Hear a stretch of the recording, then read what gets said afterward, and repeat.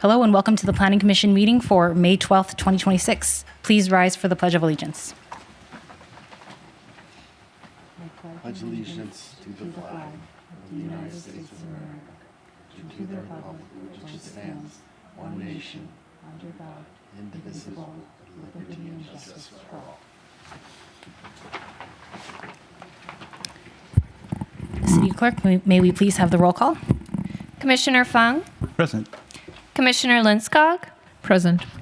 Commissioner Rao, Vice Chair Scharf, Present. Chair Kasolshran. Present.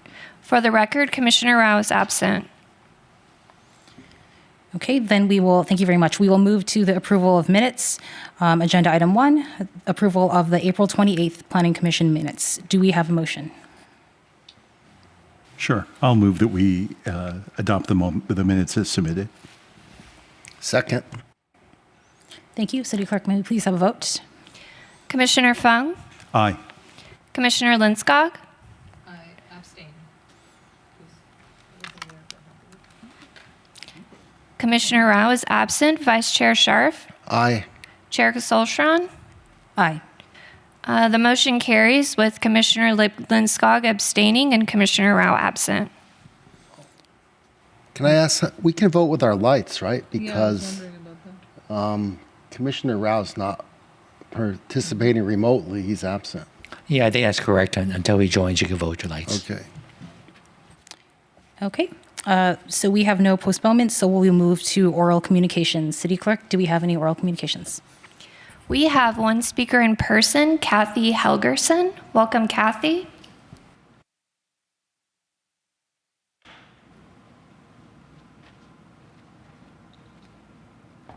Hi, I've never been to one of your meetings. Anyways, my name's Kathy Helgerson.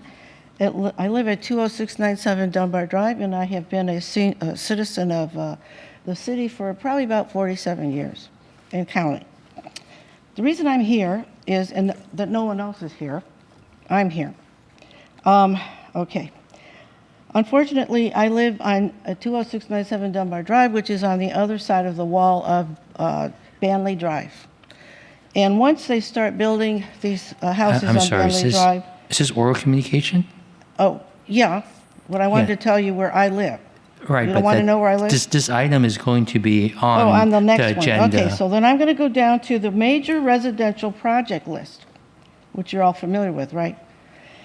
Anywho, that list needs to be updated. It's not accurate.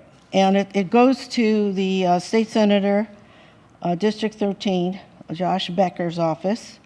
And I am in contact with him, and I will be conducting some more talks with him regarding this listing. This listing is not updated. It doesn't have enough information. We don't know what the totals are. The units are not listed, and we need to put it on there. Okay, it's very important that it's complete when it goes over to the state senator's office. That's really important. And so I've been doing a lot of research on this and how it should be handled. It's not a public document. Unfortunately, it should be. And I think the city of Cupertino, we don't want to get into any violations about not supplying the public with documentation that they need, and it should be accurate and up to date, okay? So that's very important. I also went to a meeting, and the meeting was with the Economic Development Committee. It was a great meeting. I just wanted to let you know. I was the only one there, and a friend of mine. We were the only ones there. And that's their first meeting. And I'm going to be going to their next one in July, and maybe you guys might want to go to it. It's very interesting. Anyways, I found it very informative, and I will be going to that meeting again and working with those people to see what they can do as far as that goes with the major projects here in our community, and encouraging other businesses to come here and open up their businesses in our community, because we do need more businesses.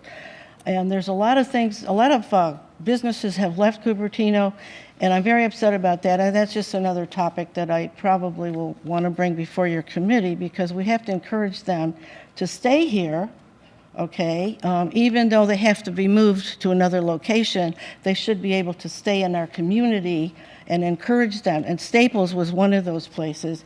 I couldn't even buy my printer ribbons anymore, if you want the truth. That's pretty bad, you know, when you can't buy your printer ribbon.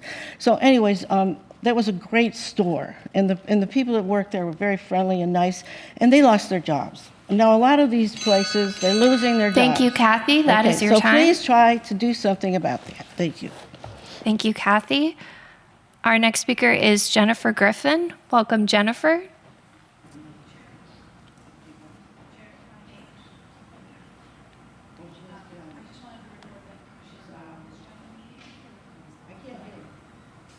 I believe Commissioner Rao has joined the meeting at 6:47 or 48 p.m., and I believe that's all I wanted to report. Thank you, Commissioner Ghosh. I had my hand up for a while, but was not recognized. But thank you for announcing that. Before we proceed, Chair, Vice Chair, Commissioners, and members of the public, Commissioner Rao is participating remotely this evening. We have not heard from any members of the public that they plan to participate in tonight's meeting from Commissioner Rao's remote location. Commissioner Rao, are you in the hotel lobby of the Woodlands Resort in the Woodlands, Texas? Yes. Can you confirm that you posted the agenda at your location? Yes. Are there any individuals over the age of 18 with you, and has anyone indicated to you that they intend to make public comment or address the commission? No. I'll rely on you to notify me if any member of the public wishes to speak from your location. Sounds good. Thank you. Okay, our next speaker is Jennifer Griffin. Welcome, Jennifer.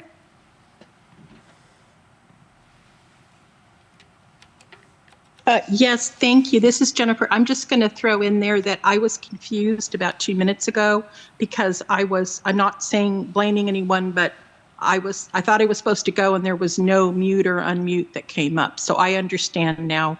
So that's fine. Okay, I will just say that, can I mention a housing bill that pertains to townhouse complexes that is proposed for next year? It's AB 1751 by Sharon Quirk Silva and Buffy Wicks. I intend to speak on the next item, but this item is a housing bill that hasn't even been made legal yet. But I was so insulted when I read the text for this bill last night that this morning I contacted Mr. Becker's office, my assembly member, Patrick Ahrens, and I called Mrs. Quirk Silva's office in Southern California. I have never been so insulted in my life. This bill is attempting to have any townhouse project be okayed ministerially. They actually said in the text of the bill that the public would not have any way of giving input on the project. I have never been, it was like it treated the public like they were stupid. And I really think it is important. I just wrote a letter to the city council. I forwarded it to the planning commission. I have no problem with projects of any kind do their due diligence, going through the planning commission, the city council, etc. But I cannot condone this bill with its insulting text. And to me, it was a complete giveaway, and they didn't expect the public to read it. Well, I can tell you that I forwarded this to our neighborhood voices because we just cannot have things like this happen anymore. I really feel upset, and I feel like Buffy Wicks and Mrs. Quirk Silva have taken advantage of the public and are ignoring them. I mean, believe me, I spend a lot of time at the city council meetings when I have family members that are elderly that we try to take care of, et cetera, et cetera. Other people do too. But I do not want to have someone else's assembly members telling me what I am allowed and not allowed to do. Believe me, I've already voted for governor, and I took into account what I know about some of the politics of the candidates. But this bill is going to stop now. Thank you. Thank you, Jennifer. Our next speaker is Estevan Lopez. Welcome, Estevan.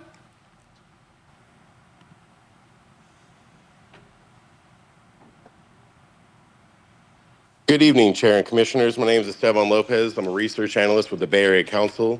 We represent more than 370 of the Bay Area's largest employers, whose members employ over 4.5 million workers across the region. I am here in strong support of the Summerhill Homes proposed 27. Pardon me, Yep. sorry, if you are speaking about the Summerhill development, that is for agenda item number 2, and you can speak during the oral communications portion of that.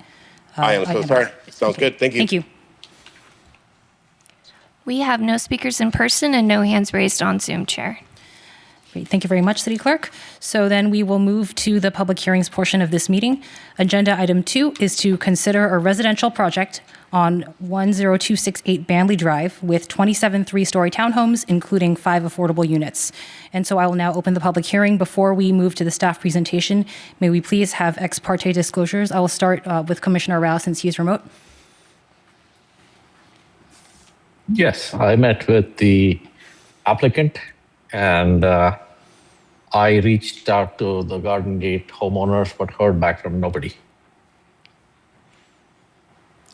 Thank you. We'll move to, I guess, going left to right. Commissioner Linskog. I met with the Summerhill applicants and exchanged a few emails for clarification questions, and that's it. Okay, I spoke with the owner of the building immediately behind this project, and I also spoke with the with Apple's legislative person, Rod Deardon Jr., regarding Apple's concerns about the project. Thank you. I have spoken with the developer. I have spoken with one of the landowners on the adjacent property, as well as one of the tenants of the adjacent property, and I have visited the site. I met with the applicants as well. And I used to work in the building next door. Thank you very much. So then we will move to the staff presentation from our senior planner, John Martier.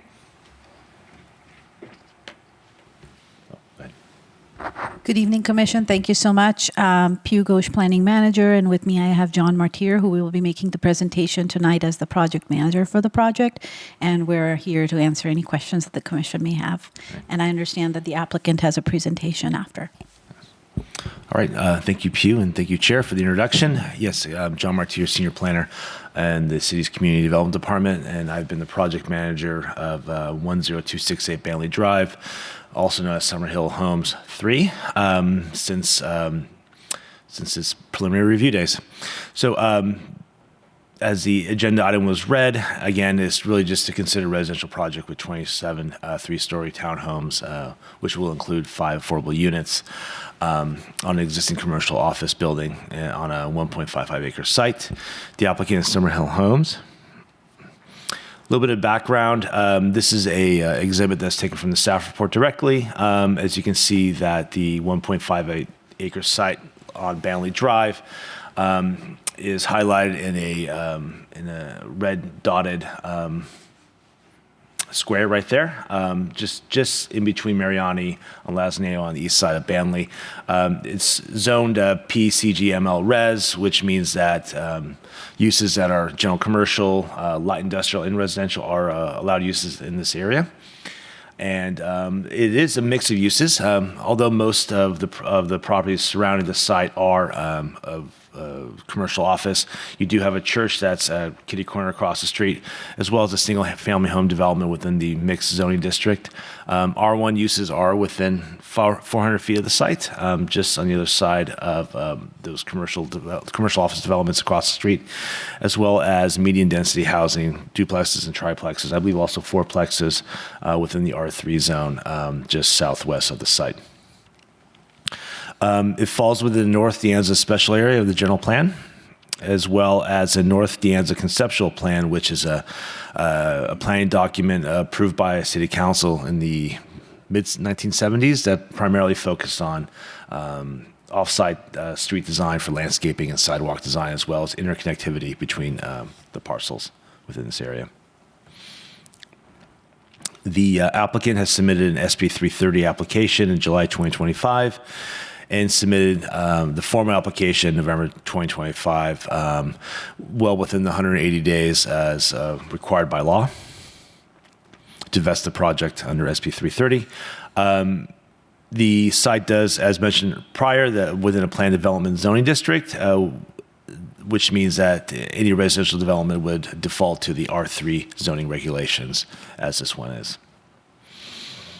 So the application request is the 27 townhome project. These are townhome condominiums split between 4 separate buildings. 3 are of 6 units, with the one to the furthest east being 9.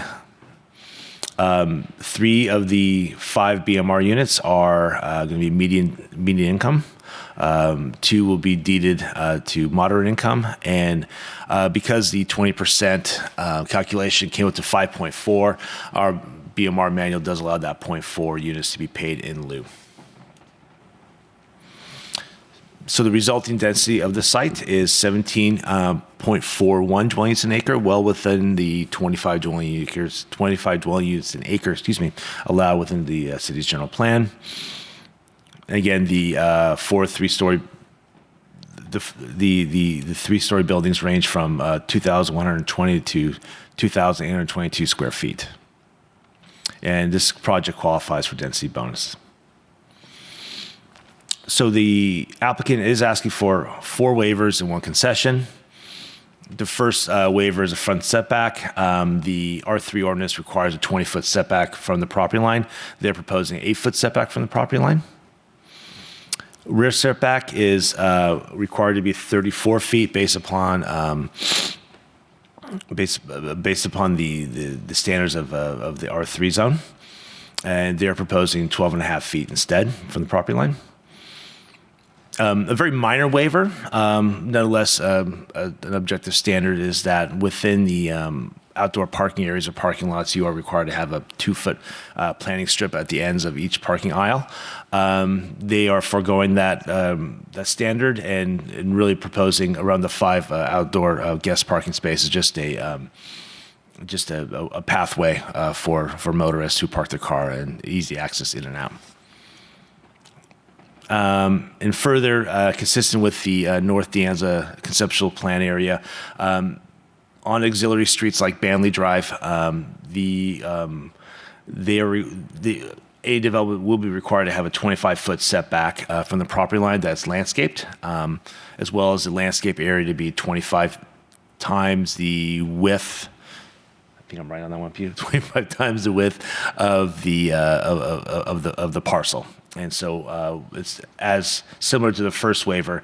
Instead of being a 25-foot average, they're proposing just 8-foot as closest point to the property line. The 1 concession is for the development of 100% residential development, where within the North De Anza special area, the general plan requires primary uses to be office R&D with limited commercial and residential uses. Here is the design of the building. Here's a rendering of it. I will let the applicant talk more about their design, which includes landscaping and whatever else, to the Planning Commission during their presentation.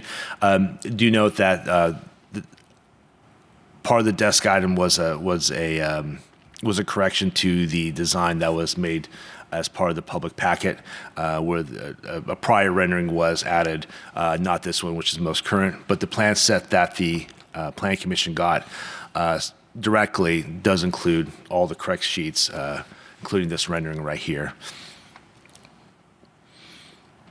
Environmental review. This application qualifies for Assembly Bill 130. We had our CEQA consultant review this project, as well as peer reviewing the traffic analysis, as well as the any soil sampling of the phase 1s and phase 2s. This project does qualify for AB 130, so it would be statutorily exempt. We do have our consultant online right now if you have any questions as it relates to CEQA. The recommended action is that the Planning Commission adopt the proposed draft resolutions to recommend to City Council to find the project exempt from the California Environmental Quality Act and approve the following permits: the architectural site approval, tentative final map, and the tree removal permit. And the next step would be the Commission's recommendation would be forwarded to Council on June 2nd for its decision on the project, and any member of the public could could reconsider the project within 10 days of the decision being made. And that concludes my presentation. Thank you very much. And I'll bring it back to the commission. Do we have any clarifying questions?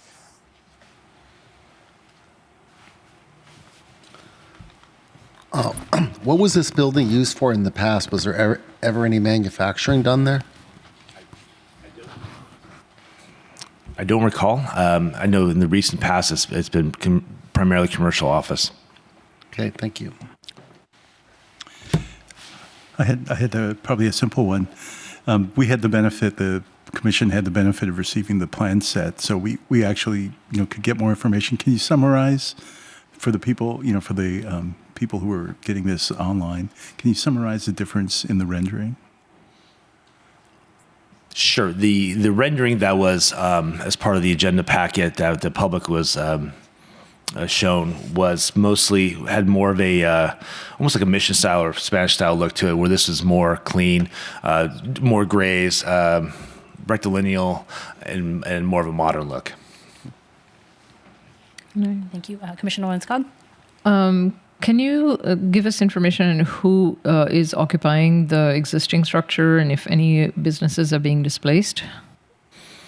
Sure. I know I think the owner actually is in one of the units, and he's an architect. And I believe there's a studio, not fitness studio, but almost like a not a special education studio. I'm going to ask the applicant. Are you guys aware of who the current tenants are, Steve? That's right. And what? H&R Block's in there. Okay. Yes. And assuming they would need to move once development started. Thank you. Commissioner Rao?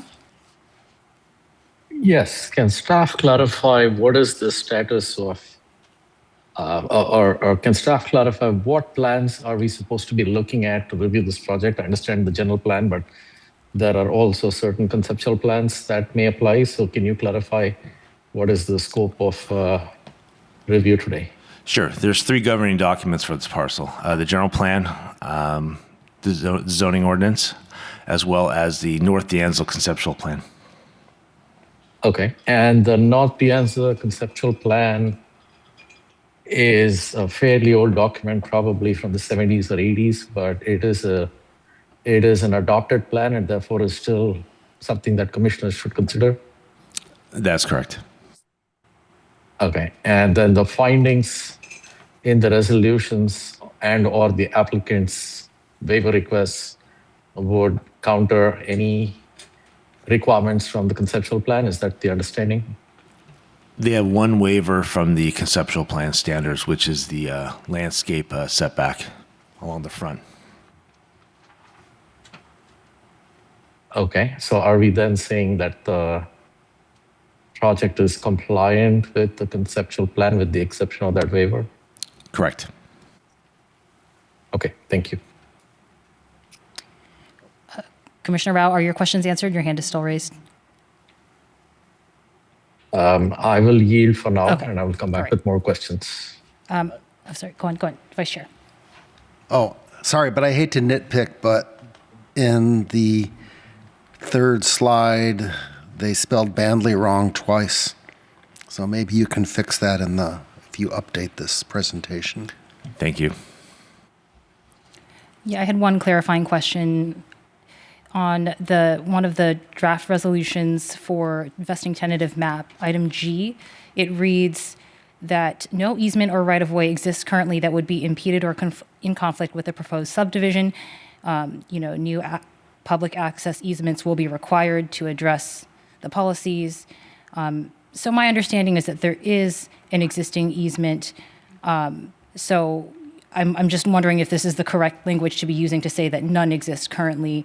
And then second question would be, if we are creating new easements, are there agreements to those, and what is that?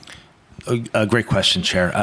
There are current easements on site. The language of that would mean that the easements aren't being modified at all, and the development is around those easements. So those easements will remain as currently designed. There's no intention to create new easements on this site. Just respect the current ones and to facilitate any cross parcel access. Okay, so we are not creating new ones, but it says new public access easements will be required.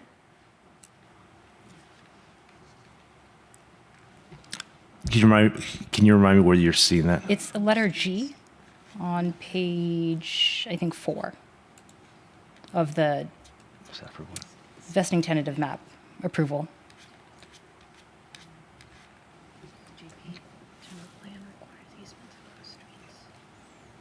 You answer. I can't. I don't know.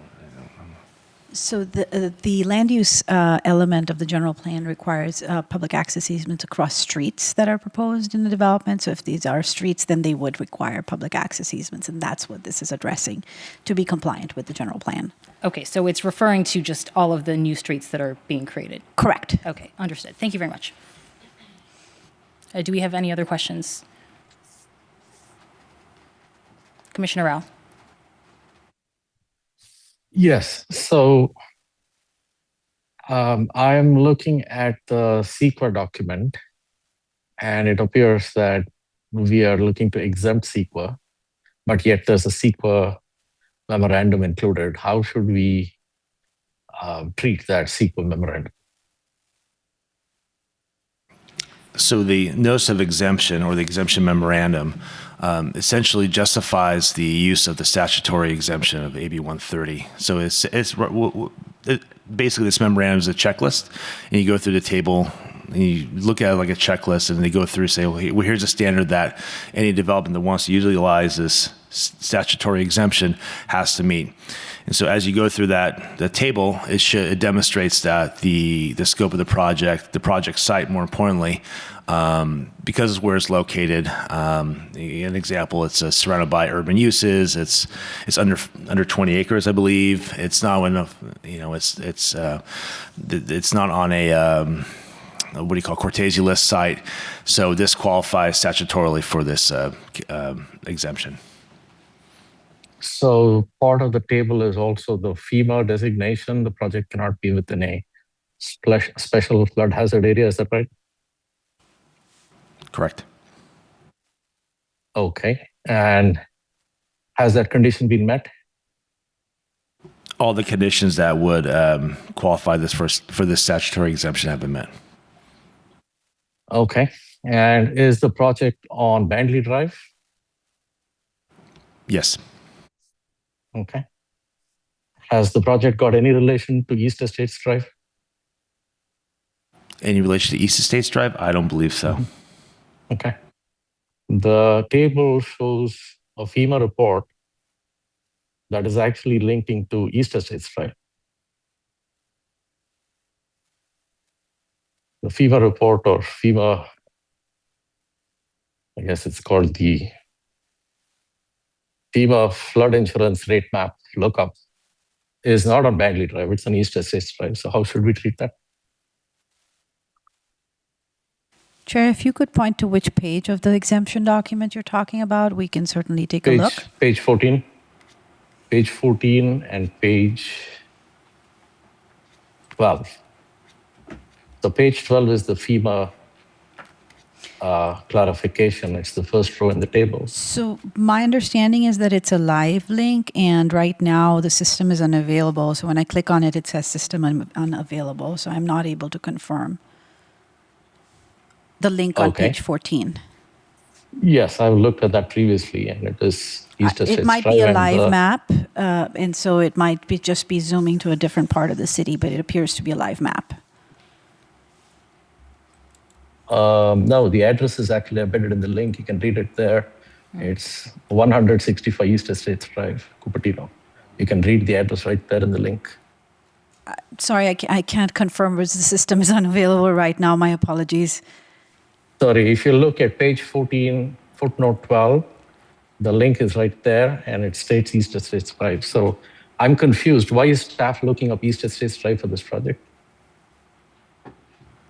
I believe Commissioner Rao is just referring to the URL. It includes a different address. Let me check.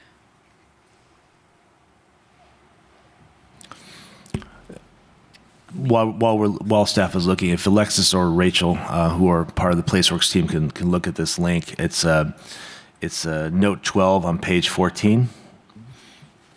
Yes, and I do have, we have screenshots of all of our sources, and I can confirm that we did map the correct address on Bandley, and it is in the 500-year flood zone, not the 100-year, so it does qualify for the exemption criterion, and we can update that note certainly prior to the next hearing. Okay, so PlaceWorks acknowledges that the written evidence does not include evidence that the address of the project is actually compliant with the FEMA checklist item. Is that right? Well, the information in the table is correct. We can correct the URLs provided in the footnote. Okay, but does the document need to include written evidence that the address of the project meets the requirement in the table? That is what the table describes in the right-hand column, and so that information is correct. We just need to update the footnote. Okay. I've got to let this go for now, but I think the written evidence needs to include that before it goes to the council. We need to probably include that in the condition of approval that this is updated. We can certainly Shaylee? update the report before it gets to council, but the documentation on page 12 indicates, FEMA's flood. God, it's jumping. FEMA's flood insurance rate map designates the project site as Zone X, and that I believe our consultants are confirming is accurate. Yes, it needs to include the evidence, and I would recommend that we not use live links for exactly the reason we just saw. It doesn't guarantee that the link is accessible during the hearing, so we should include a screenshot or a downloaded proof that the project site is actually compliant. Okay, thank you. Vice Chair? No, yeah, thank you, Commissioner Rao. I mean, the issue here is probably they took a document for East Estates and did some kind of search and replace without actually looking at all the things in the document, which is really not acceptable. I mean, to have a completely different address in the link is just, it's sloppy. Thank you. Commissioner Rao? Yes, I have more questions. So I'm looking at the written evidence, and we require that we notify the tribes within 14 days of the application being deemed complete. Is that correct? That's correct. Question for staff. Okay. Yes. But it appears that we did not meet that window because the notification went out after 16 days. Why was that? Where are you seeing that? The project was deemed complete on November 3rd. The notification letters went out on November 13th, on November 19th.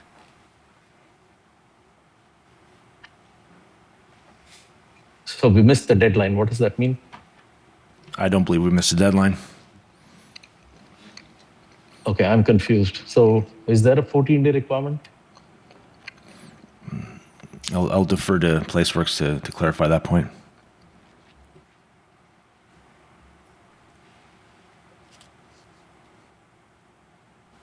It is a 14-day requirement. However, state statute stipulates how days are counted for different purposes. And I'm off the top of my head, I'm not sure if it's every calendar day or if it has to do with business days. So I'm looking into that right now because different methodologies sometimes result in different ways of counting the days. Okay, and where is it documented as to what methodology was used? That's what I'm looking into right now. Okay. Another question for staff. Where is the written evidence of what was the date when we found the application to be deemed complete? Because a number of these deadlines run off of that date. And where in the evidence packet is the written evidence that what was the date that the application was deemed complete?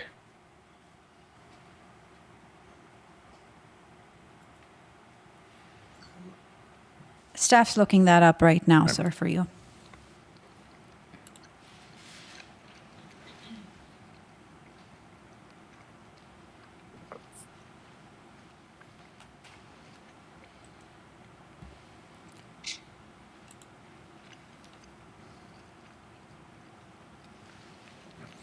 We deem the application to be January 16th, 2026.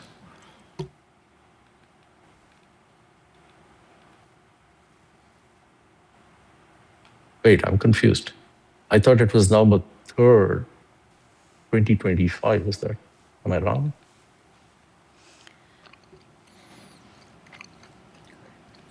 I believe for purposes of AB 130, a complete application to commence notification of tribes is when they submit the SB 3. Once they submit the application, the formal application, if they had submitted an SB 330 application prior.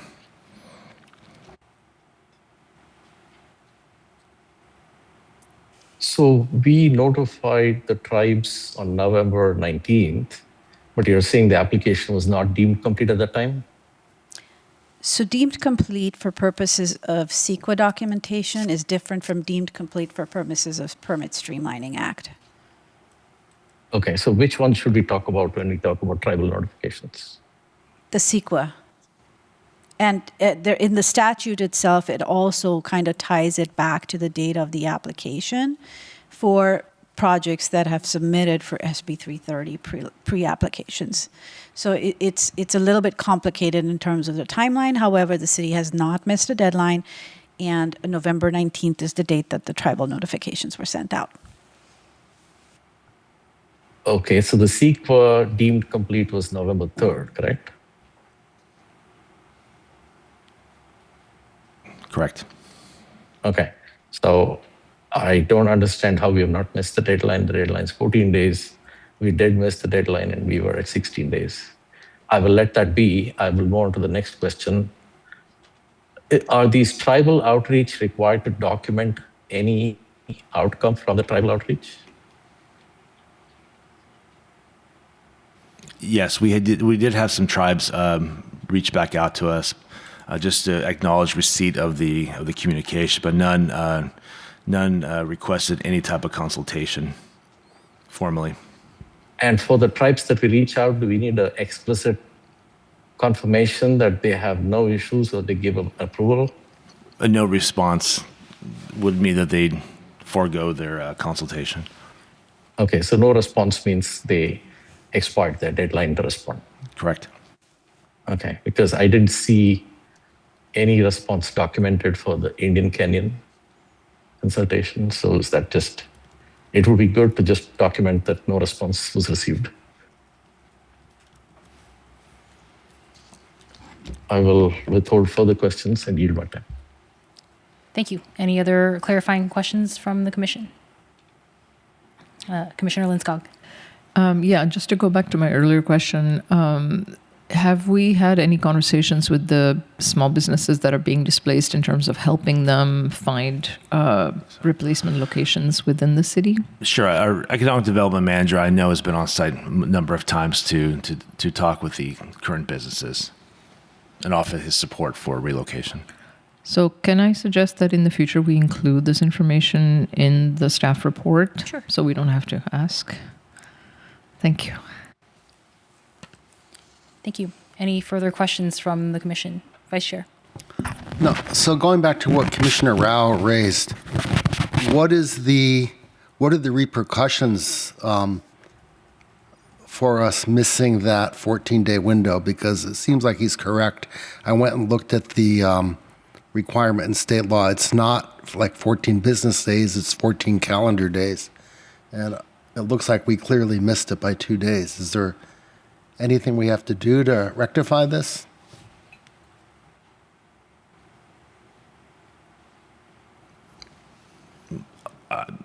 Well, we're still looking to see. We don't believe we missed the deadlines, and we firmly believe we're in compliance with the with AB 130. Okay, so it's not. You're saying it's not 14 days then? I believe it is 14 days. I'm just trying to find the reference back from the 14 days. We're trying to confirm that. Okay. Commissioner Rao. Yeah, maybe question for either staff or I don't know who, maybe Placeworks or staff or at NIPU. If the deadline was missed, what does it mean?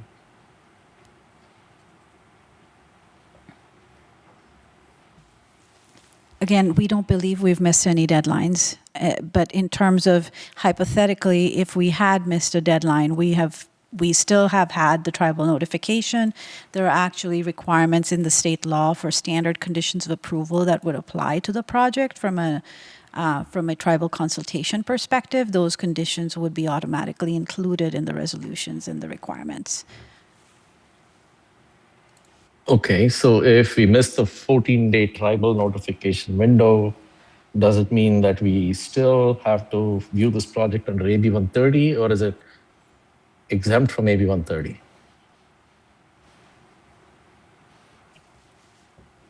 Again, we don't believe we've missed any deadlines, but we'll look into that.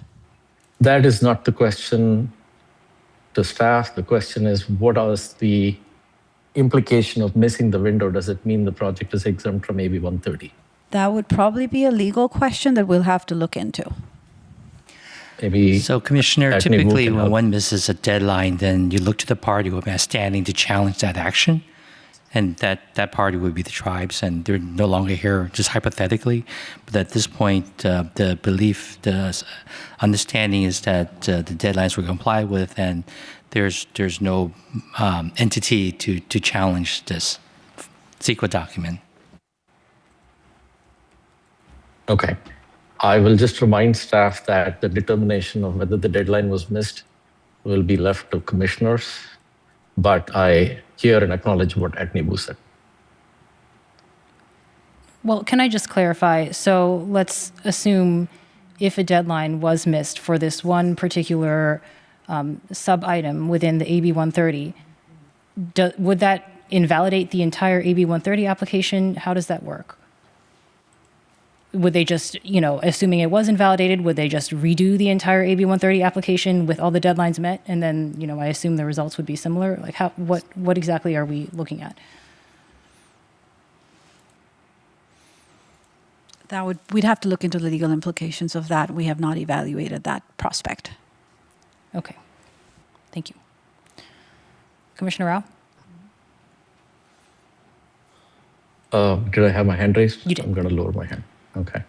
Okay. Do we have any further clarifying questions from the commission? Okay. Then we will move on to the applicant presentation.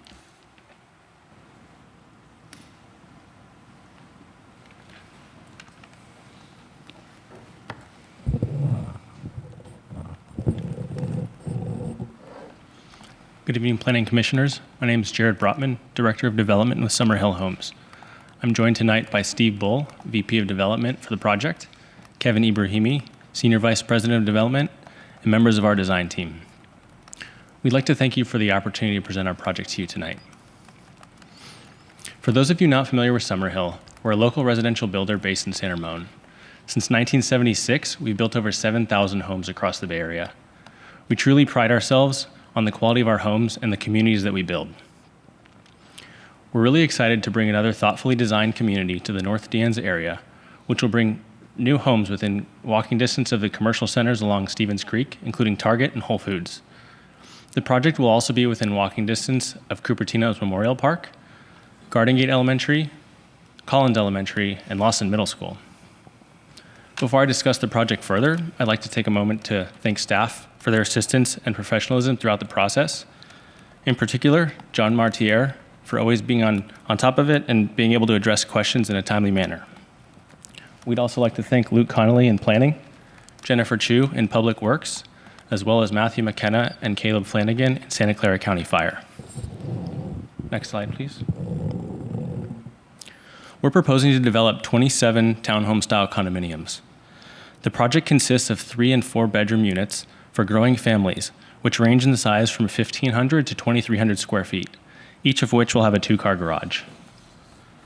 All of the homes will be made for sale, with the majority of them being market rate. However, 5 of them will be designated as below market rate and sold through the city's affordable housing program. Next slide, please.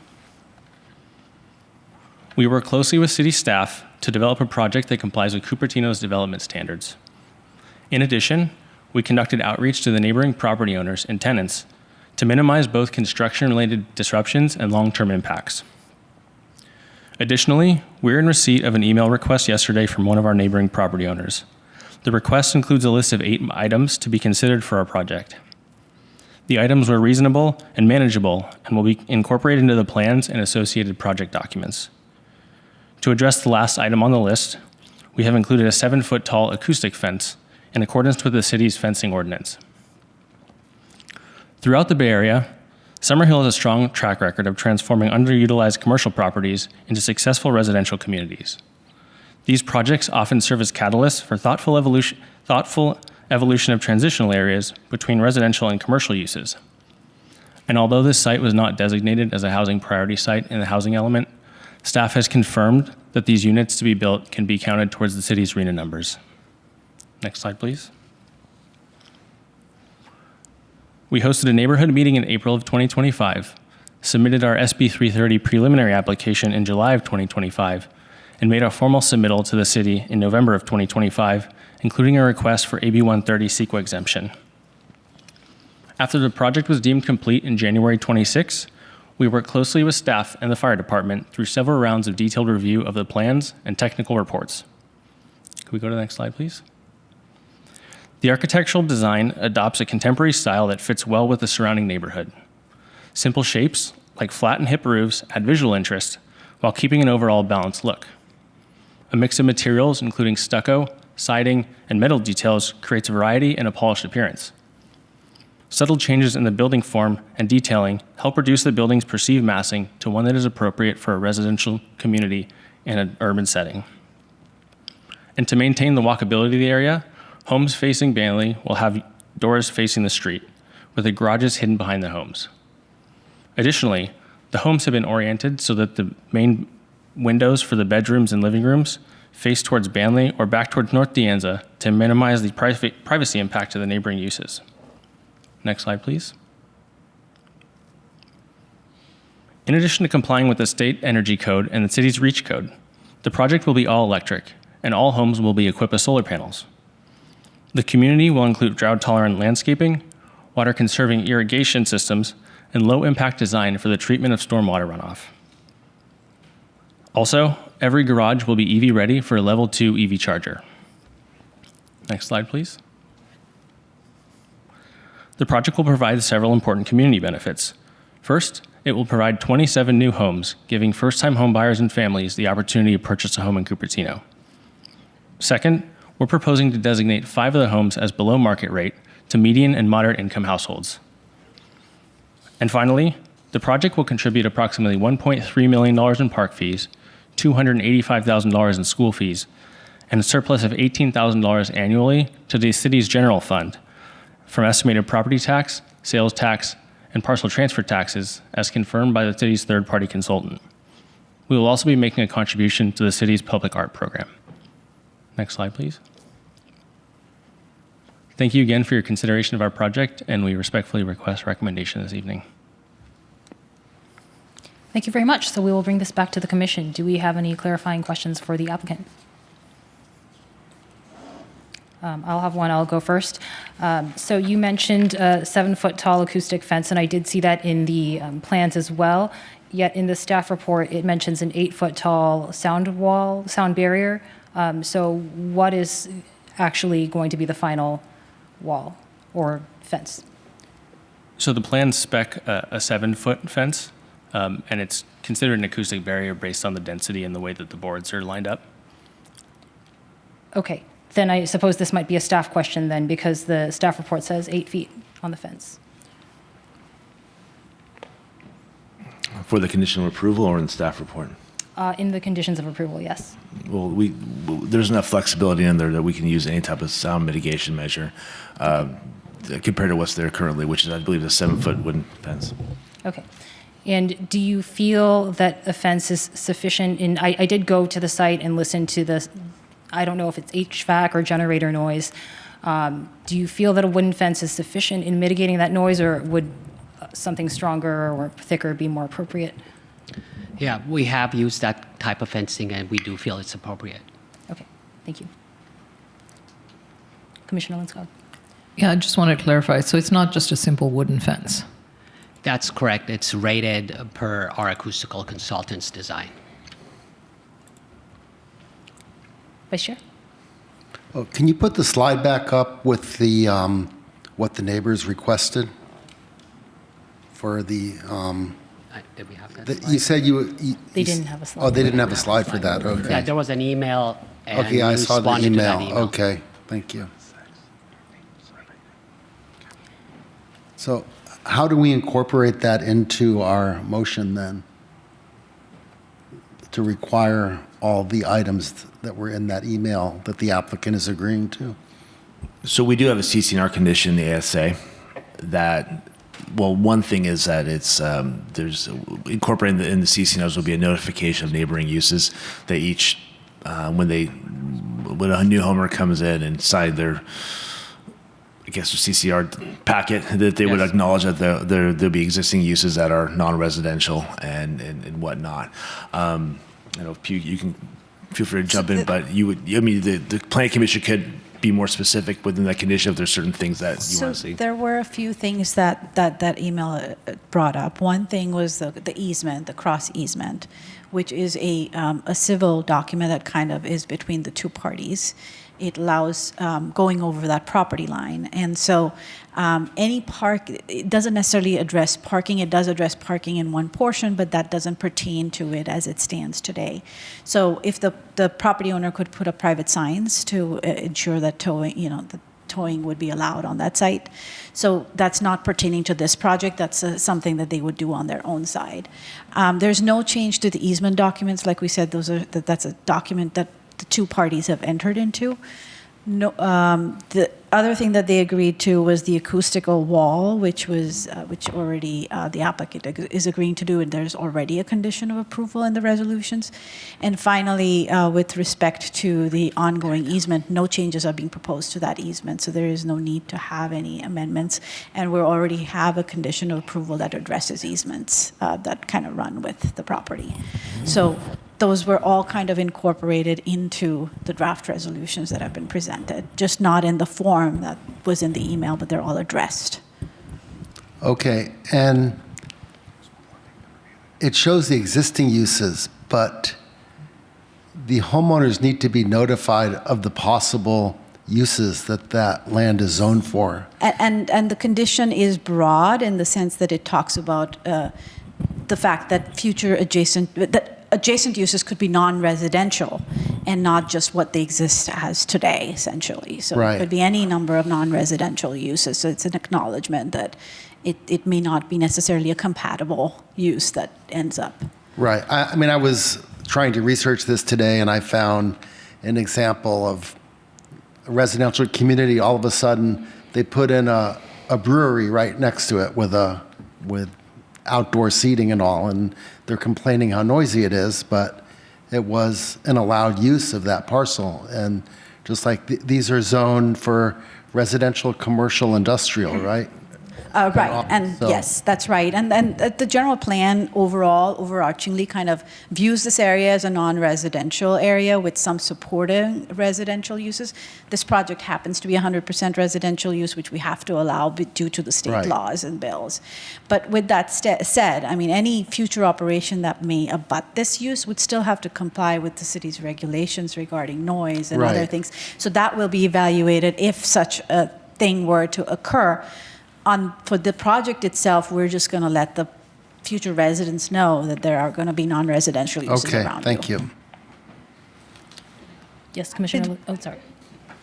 I did want to Yeah. hand the microphone to the GP chair for just a second to clarify the tribes issue. Yeah, thank you. So the notification from the applicant to utilize AB 130 was actually November 6th, so not November 3rd. So if we do 2 weeks from November 6th, it would be November 20th would be the deadline to notify the tribes from those 14 days. So the staff was, kind of close, but the tribes were notified in time and no deadlines were missed. And where is that November 6th in the documentation we have? What page? It's not there, but we can... We can add some information in the council staff report to lay out the dates, just to make it clear, and because the CEQA exemption is going to be updated in any case to fix the URL, this information can be added to the CEQA exemption memo.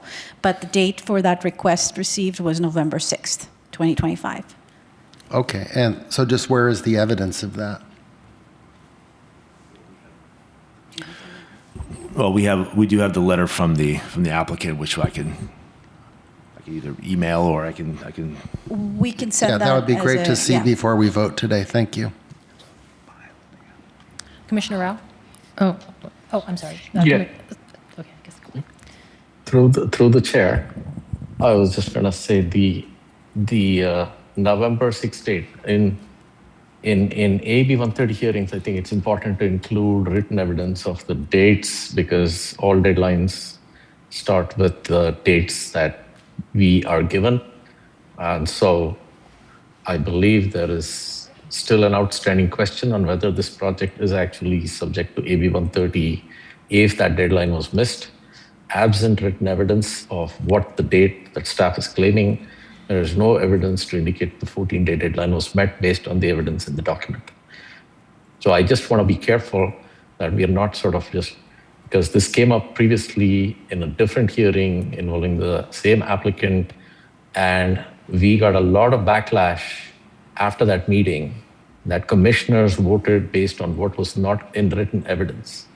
And I urge commissioners to keep that in mind. And I urge staff to be extra diligent in making sure the written evidence includes all evidence that should be considered and no oral evidence should be considered. Commissioner Thank you. Linscott? yeah. So I just wanted to clarify. So one of the questions from the neighbors, or one of the statements from the neighbors to the north and south, was related to potential noise issues like generators and other equipment and deliveries.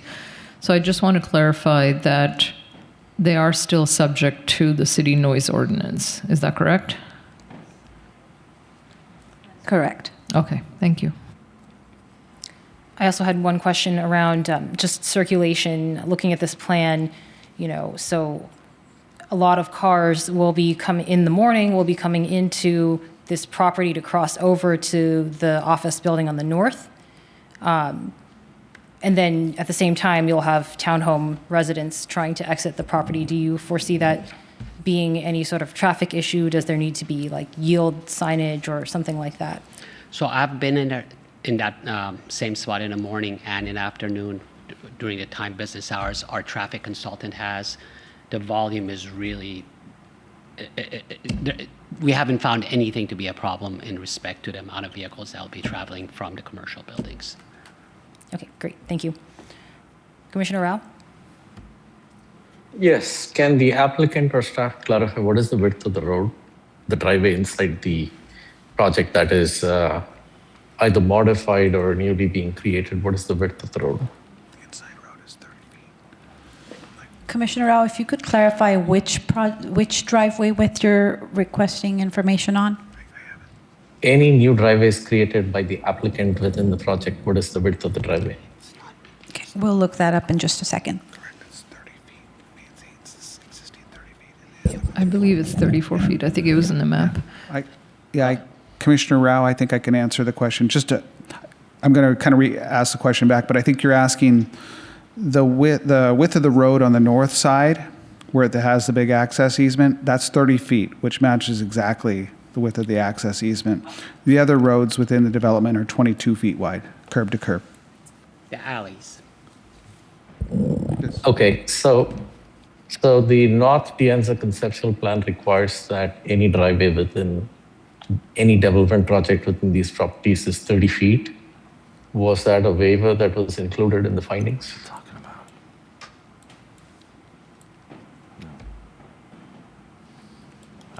I'm not aware of that.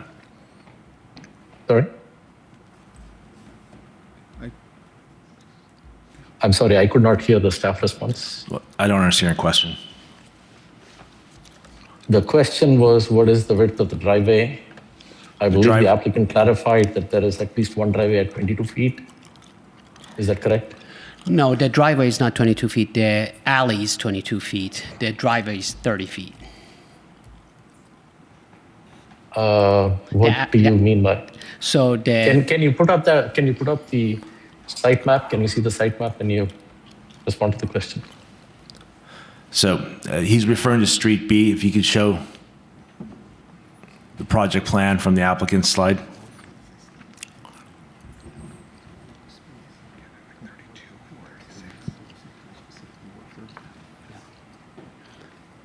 You want to speak to that? TV team, can you show the slide? Or can I use this? Maybe it'd be helpful to point so I can. Do you want us to do this here? We can show you. There you go. There it is. So the applicant is referring to Street B and Street D as being 22 feet. The driveway entrance along Banley is 32 and 36 feet respectively, going north to south. Right. Okay, so my comment then still holds. The page 6, I guess, in Roman numeral, number 3 of the conceptual plan states that the private drive shall have minimum width of 30 feet. Has that been waived?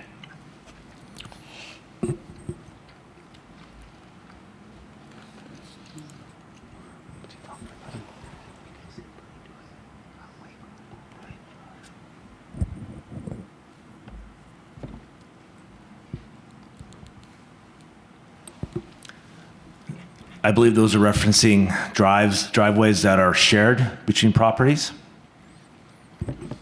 Where is that interpretation? I don't see it in the writing. It's the section you just read. Sorry, can you put up your view of that and maybe highlight where the text states that it's a shared driveway? I'm not following you.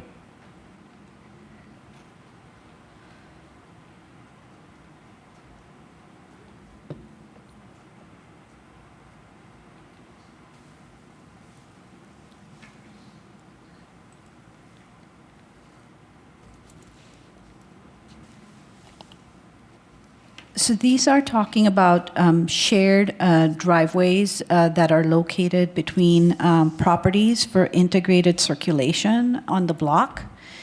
For the driveways, for the alleyways that are Street D and B, those are not for shared access across the properties. So this. Sorry to interrupt, but if you're sharing, I'm not seeing it.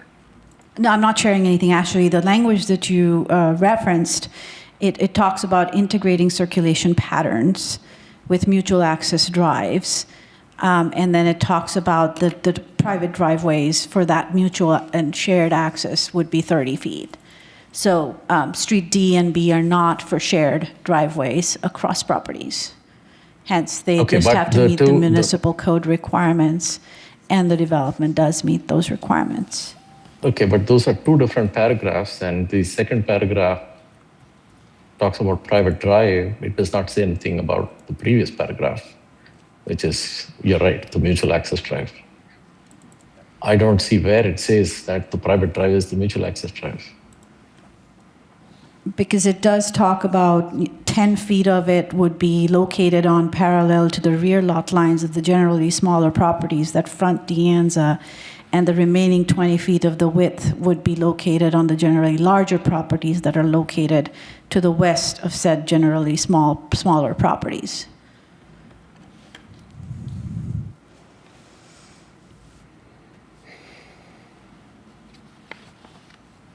Okay, I will yield on that question. So what we're saying is the shared access driveway remains 30 feet. Is that correct? Correct. Okay, I will yield my time. No more question at this time. Do we have any further questions from the commission? Okay, I think, oh, sorry, Commissioner Linscott, yes. Hi there. So we had discussed potentially putting a sound barrier on the north side, a sound wall on the north side, and that depends on the easement rules or the easement agreement that you guys have with the property to the north. Have you had a chance to talk with them about it? No, we haven't been able to connect with them. We are agreeable to a condition that would stipulate, based on the neighboring property owner agreeing to fencing along that northern property line, we would install the same acoustical rated fencing But again, we need to have their agreement, so we want to make sure that they would agree to that. Right. So just to clarify, I asked them if they would be willing to put a 7-foot sound wall on the north side of the property, where the north side development is quite close to the edge of the property. And that is something they would need to negotiate within the terms of their easement agreement. Okay. I had one final question. Just on the 8-foot setback, I believe, reviewing a lot of our previous townhome projects, that this is one of the smallest front setbacks that we've ever had. All previous projects I've looked at were, anywhere from 20 to 35. And I know that that's not something we can demand of you, but I suppose I will at least just ask, is there any way to get a little bit more of the front setback back to make this more consistent with the neighbors? Yeah, and just a clarification, that's the absolute minimum spot. I think in the staff report, there was a clarification I do want to make. It says 8 foot to the curb. It's actually 8 foot to the property line, and so there's another 9.5. So from curb to the nearest point on the building is a minimum of 17.5. Okay. And that only occurs at 2 units. The other 4 units on that frontage have another 3 feet, so now it's 20 and a half feet to the fronts of those units from the curb. So I think there was just a little bit of a typo in the staff report. Thank you. That is helpful clarification. And when you look at the plans, it's clear. That distance becomes very clear. So I'm going through the staff report right now. Is this actually stated in the detail section? Yes. Yeah, it should stay under the waiver, In the waiver section. table as the first waiver. It should state to the property line, not to the curb. I apologize for that. Okay. Excellent. Thank you. Yes. Sorry, one more question about the trees. Can you talk about how many trees you're taking away, how many trees you're going to add in, and your approach to that? Yes, there are 25 existing trees that we're going to be removing. That calculates out to a replacement ratio of approximately 35. It is 35, combination of 24-inch and 36-inch trees. And we're replacing those 35 with 55 trees. Commissioner Rao asked if we could find additional trees, and we found that we could fit in an additional 4, so we can go up to 59. Great, thank you. I believe Staff Pugh had a remark. Yes, I just had a clarification in terms of the documentation that is being requested for the deemed complete date for the CEQA review. An email was forwarded to the clerk, and maybe she can share her screen to indicate when that request came in, when that was November 6th, 2025, just to state it for the record and to have it in the written documentation as was requested. Thank you. And so that will be... Through the chair, may that be forwarded to commissioners?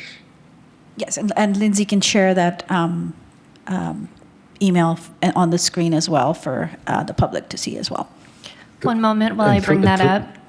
Through the chair, the only evidence commissioners can consider is written evidence. I want to remind us once again of the backlash we got from members of the public for having considered evidence that was not written evidence, and therefore I would ask this be sent out by email. Thank you. And sorry, while she's pulling that up, Pugh, may I just clarify, or actually, John, what should the staff report read in the front setback section? It should read 8 feet to the property line, not 8 feet to the curb. Got it. Thank you. Through the chair, if I may ask that correction be included before it goes to council. Yes. Noted.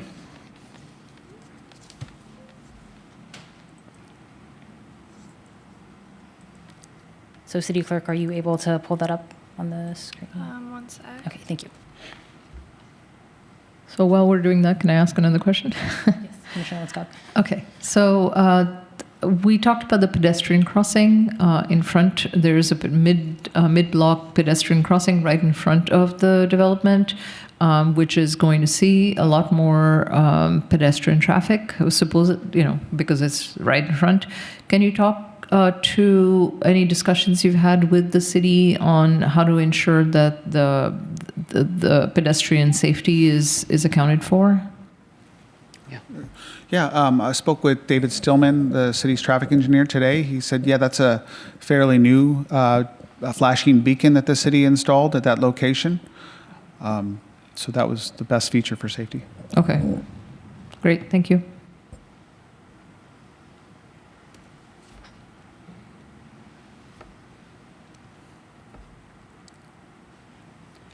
Thank you. So I'm looking at what is on the screen right now, and I'm not seeing the November. It's actually in the body of the email. Okay. So the date on this letter is when the date was actually written, but the application was submitted and paid for on November 6th, which basically started the timeline for the notification of the 14 days, or the 14 days when the staff had to notify the tribes. Sorry, I'm not following this. Where is November 6th in this? So, as stated, the body of the email has a November 6th date. Can we scroll down to exactly So where that is? I don't see that. Get out of the attachment, Lindsay. If you just do a screenshot of the email, the body of the email acknowledges from the applicant the November 6th date of submission.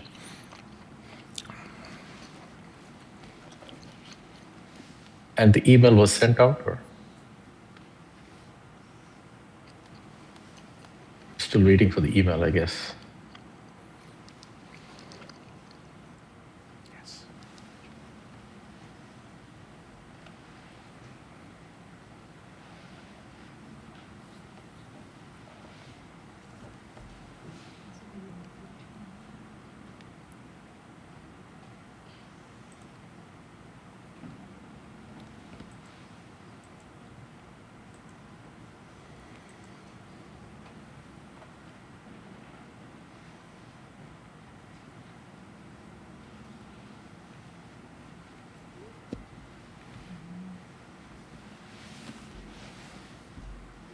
Somebody's going to have to explain this. I'm not sure I'm following. The last sentence in the second paragraph says, Summerhill submitted an SB 330 preliminary application for the project on July 15, 2025, and an AB 130 eligibility notice on November 6, 2025, such that the city is required to initiate tribal consultation within 14 days or by November 20th, 2025.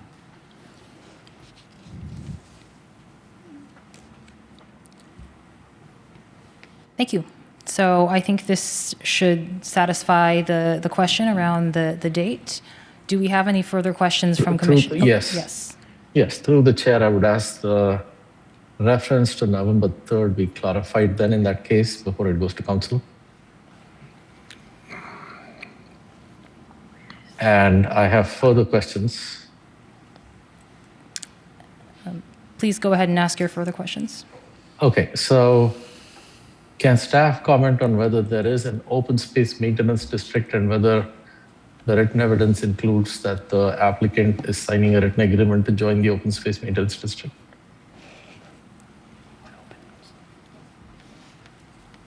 I understand there's an open space maintenance district for this North Piazza Boulevard across the existing applicants. Is that true?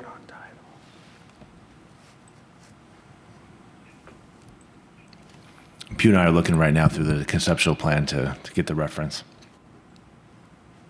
Is this applicant hearing ready for a hearing if you're looking through the conceptual plan now?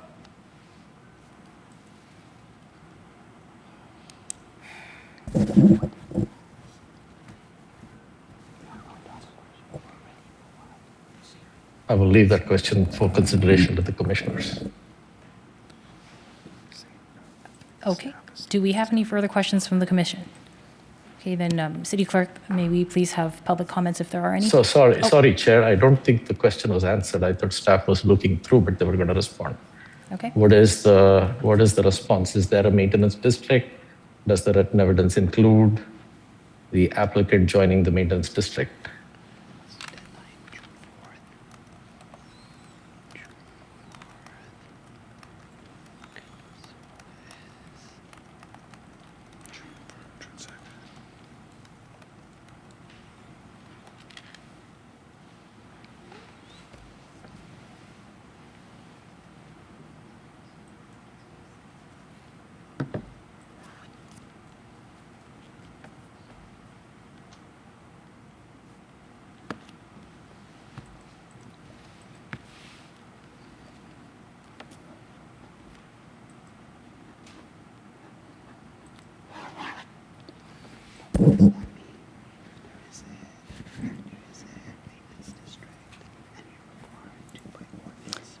It is my understanding that the open space district pertains to the very large landscape easements that were proposed on the properties.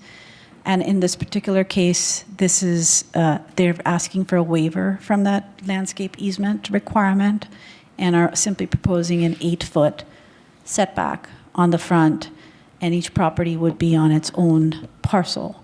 So they are not required to join that open space district because they don't have that landscape easement. Where is that interpretation in the written conceptual plan? I take offense to these oral interpretations that cannot be found in written evidence. Where is it in the written evidence?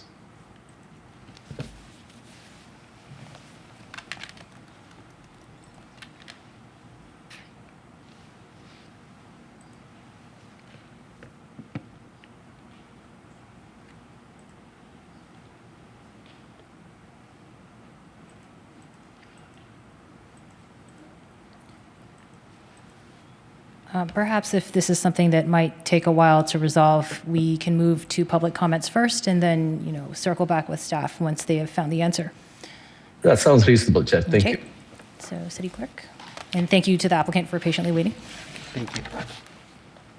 We have one speaker in person and 2 hands raised on Zoom. Our first speaker is Kathy Helgerson, followed by Estevan Lopez, followed by Jennifer Griffin. Welcome, Kathy.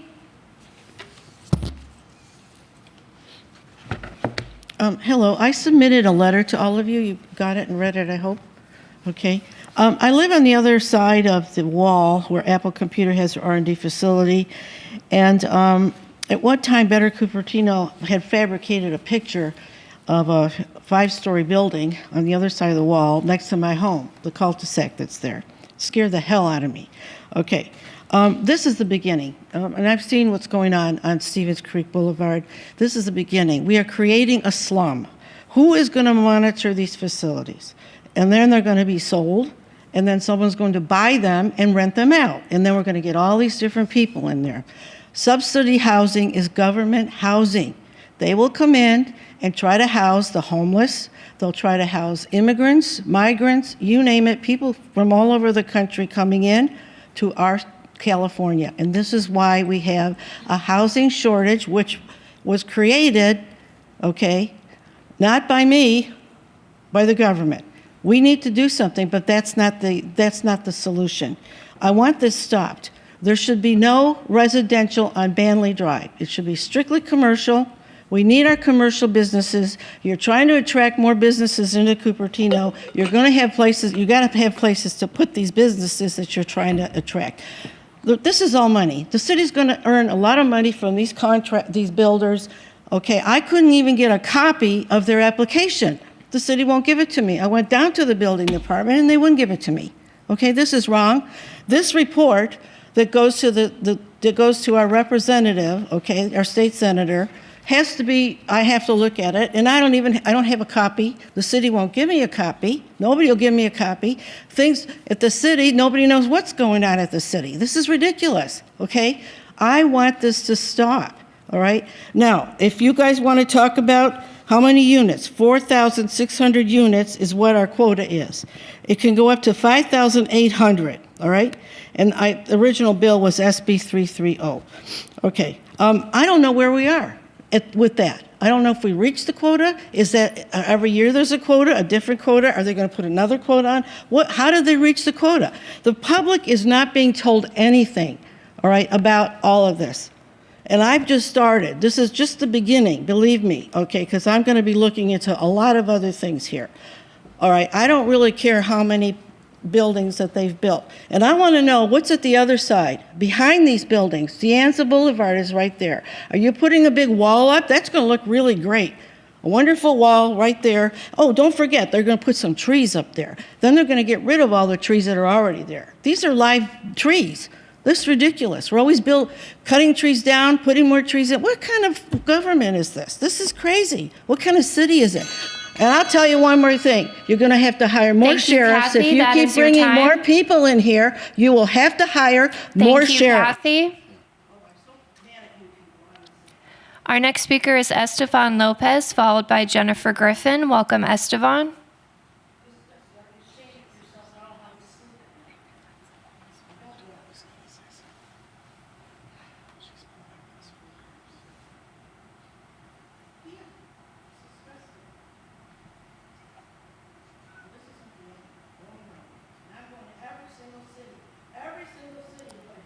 I'd like to ask that we please be respectful in the audience. Thank you very much.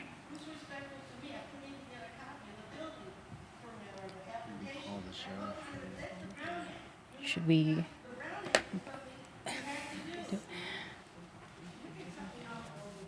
Madam Clerk, was there another speaker? Yes, there's another speaker. I'm just having a technical issue. Oh, I see.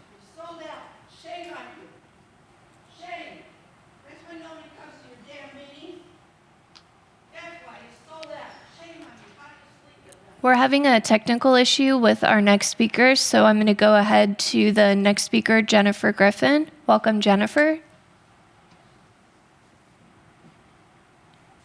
Thank you. Can you all hear me? Yes, we can hear you.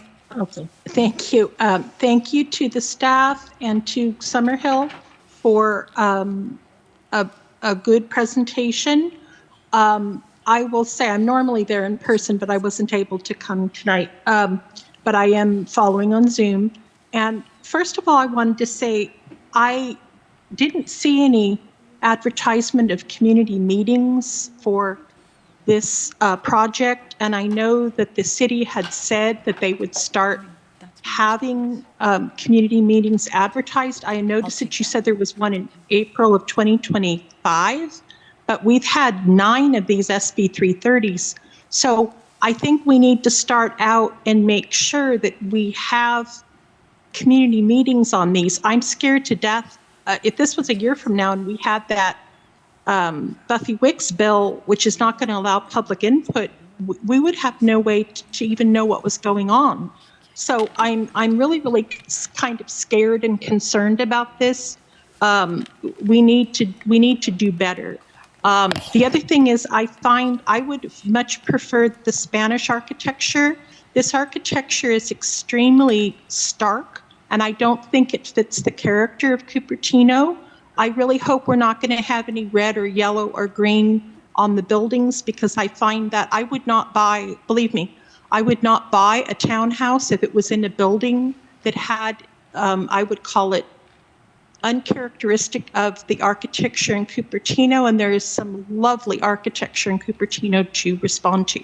I hope that they put it back to the mission style that is the historic approach of Cupertino. It looks like Los Altos, et cetera, downtown Palo Alto. And I really don't like this hospital square edges, because it's not just people who might like, I don't know who likes that architecture, but to me, I'm a Queen Anne girl. This is something that's not attractive to the city. So please put it back to the Spanish architecture like at Westport. It's so much better. It's going to sell better too. I mean, we're talking about close to $2 million for these buildings. I'm also concerned about school children coming in and out of this property. This is in the middle of a tech parker. We need to make sure they're safe. Also, I will tell you, I am very scared about not having CEQA. I worked in tandem buildings on Belco Parkway in the 1980s, and I have found out that I worked at a contaminated site for several years. No housing can be built there. You can tell how frightening that would be to me. We need to make sure that these projects are fully vetted. Please make sure that there's adequate setbacks and that we're not creating a problem in the middle of the tech park. Thank you. Thank you, Jennifer. Our next speaker is Estevan Lopez. Welcome, Estevan. Hello, can everyone hear me? Yes, we can hear you. Okay, perfect. Sorry about that earlier. Good evening, Chair and Commissioners. My name is Esteban Lopez. I'm a research analyst with the Bay Area Council.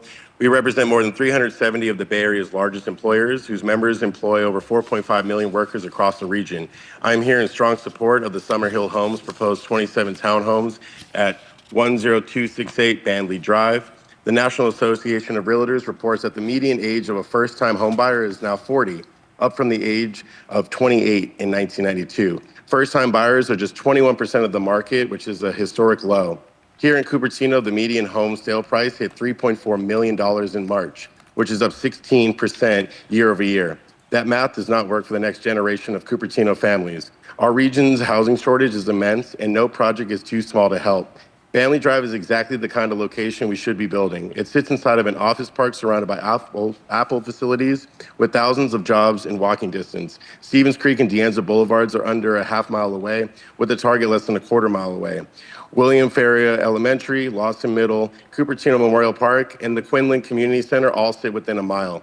This project fully conforms to the city zoning and general plan, and the use of AB's AB 130 CEQA exemption pathway is appropriate for a project that meets all zoning, design, and building code requirements. At 17 units per acre, Summer Hill is proposing well below what the site allows. 5 of the 27 homes will be deed restricted affordable for median and moderate income households. Cupertino's teachers, nurses, and public safety workers desperately need these homes. Townhomes like these are a generational starter home. For these reasons, the Bay Area Council respectfully urges the Commission to recommend approval. Thank you all for your time. I appreciate it. Thank you, Esteban. We have no speakers in person and no hands raised on Zoom, Chair. Thank you very much, City Clerk. And now we will have the applicant if they would like to respond to any of the comments. Thank you. We're available for any questions. Thank you. All right, then we will return back to the commission. Are there any further questions? I did have one. Through the chair, Yes. through the chair, I was going to suggest at the end of these questions, perhaps we may take a break. I think we've been going for an hour and a half at least. Okay, thank you. All right, I did have one question for staff. Just in response to some of the community feedback, what would be the repercussions of rejecting such a townhome project proposal?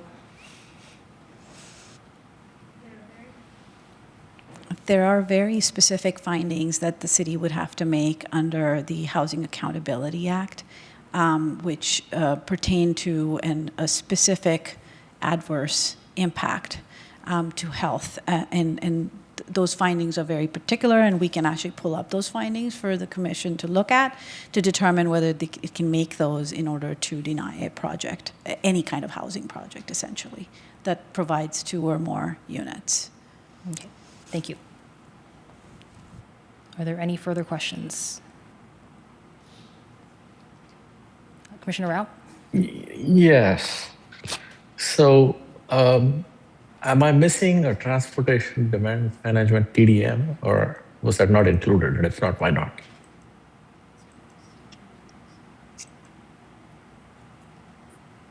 Maybe a question to staff. Commissioner Rao, if you could repeat your question, please. Thank you. Is a TDM included? And if not, why not? A TDM is not required for this project. It is screened out under the VMT requirements that the city has, and it does not have other TDM requirements. I'm confused. So how do we determine that TDM does not apply here? The project is screened out from any kind of CEQA review, and so that review doesn't occur under CEQA. There is under the city's transportation requirements, I believe any projects that, such as this one, would also not be required to provide any TDM measures under the city's own transportation guidelines. Okay, but the mobility element of the general plan has certain aspects it emphasizes, such as multimodal transportation, reduced automotive dependency, and so on. Are we saying that we should not consider the mobility element? That is not true. The city adopts various documents that are under the general plan that implement the policies in the general plan, and it can exempt certain projects on certain items. So a project such as this does not have to do, is basically exempt from doing certain things that basically the governing document would be the city's transportation guidelines, which would dictate what the requirements would be by project size and other things, metrics.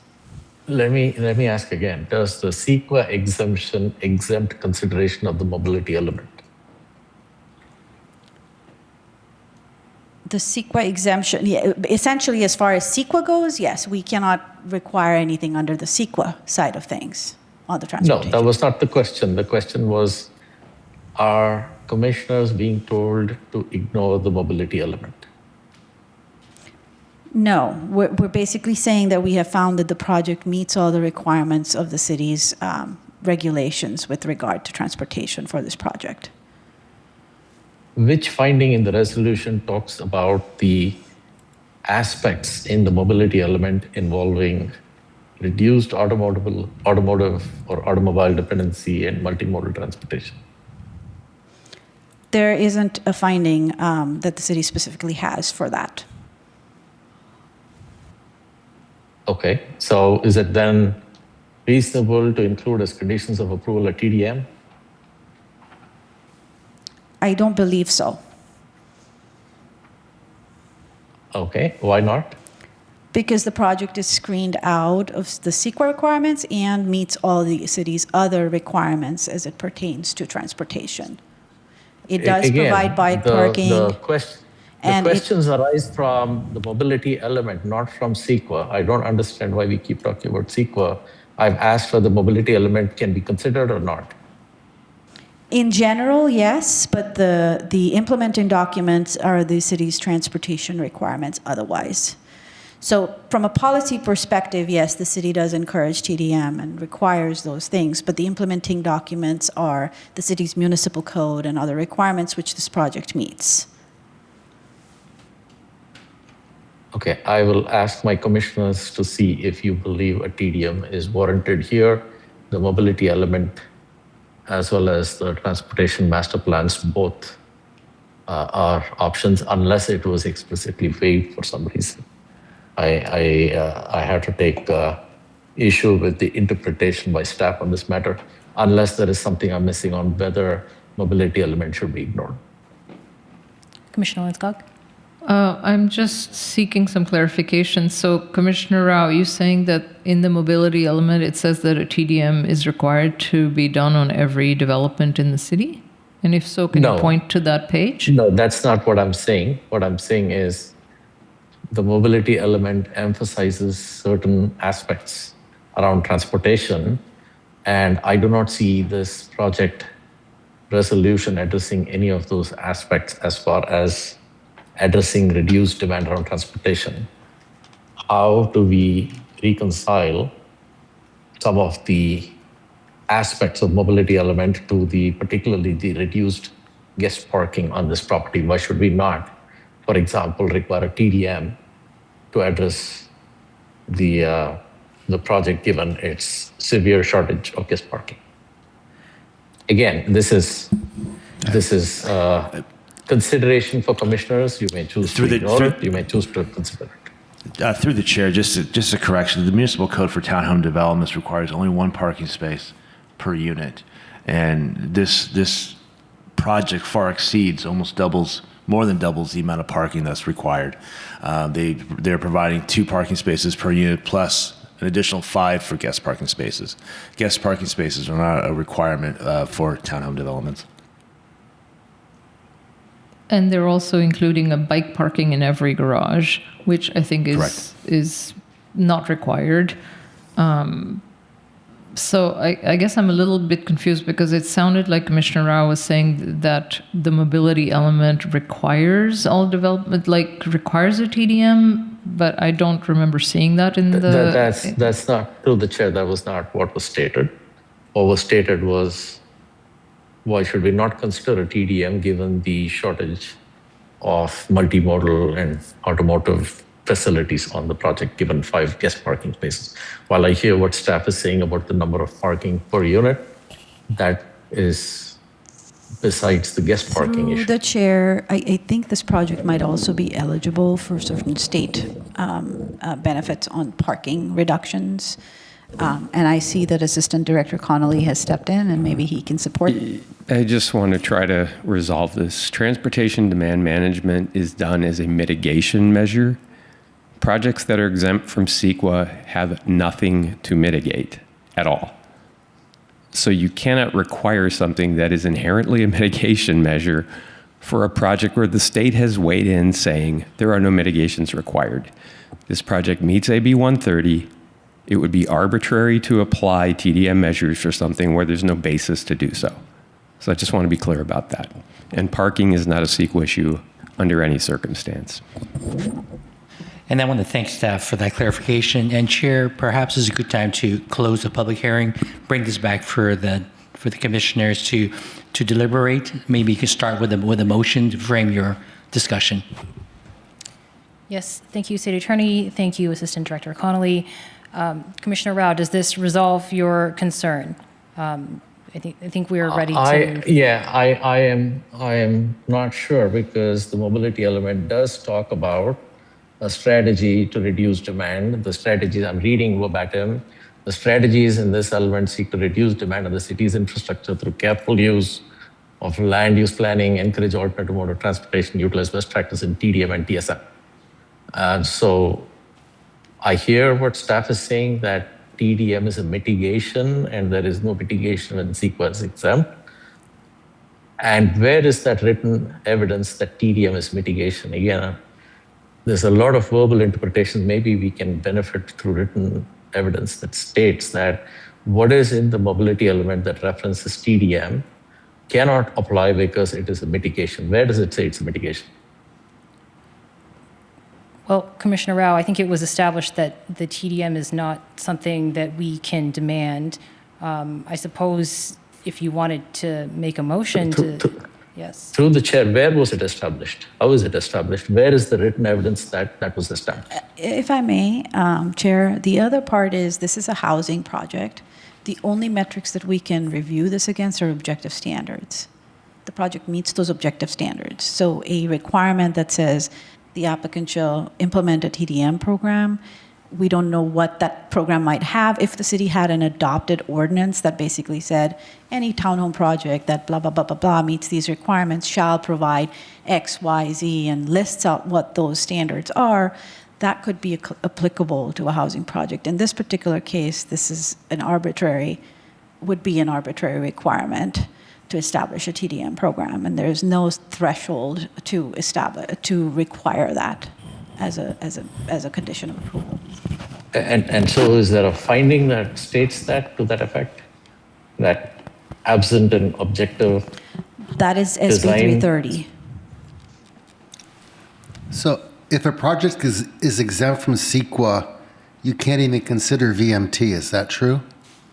Correct. Okay, thank you. Commissioner Fung, yes. I was just going to say, I think there had been a request to close the public hearing. We should do that. Okay. Yes, there was a request to close the public hearing from There the are no speakers. rest of the commission. There's no further questions. So we will close. Oh, sorry, go on. I mean, these are separate things, right? Yes. There are no further. There's nobody asking to speak, so we should close the public hearing. Okay. We can close the public hearing. We also had a request for a 5-minute break, so let's adjourn briefly for a 5-minute break, and then we will reconvene for the motion and the comments. Thank you.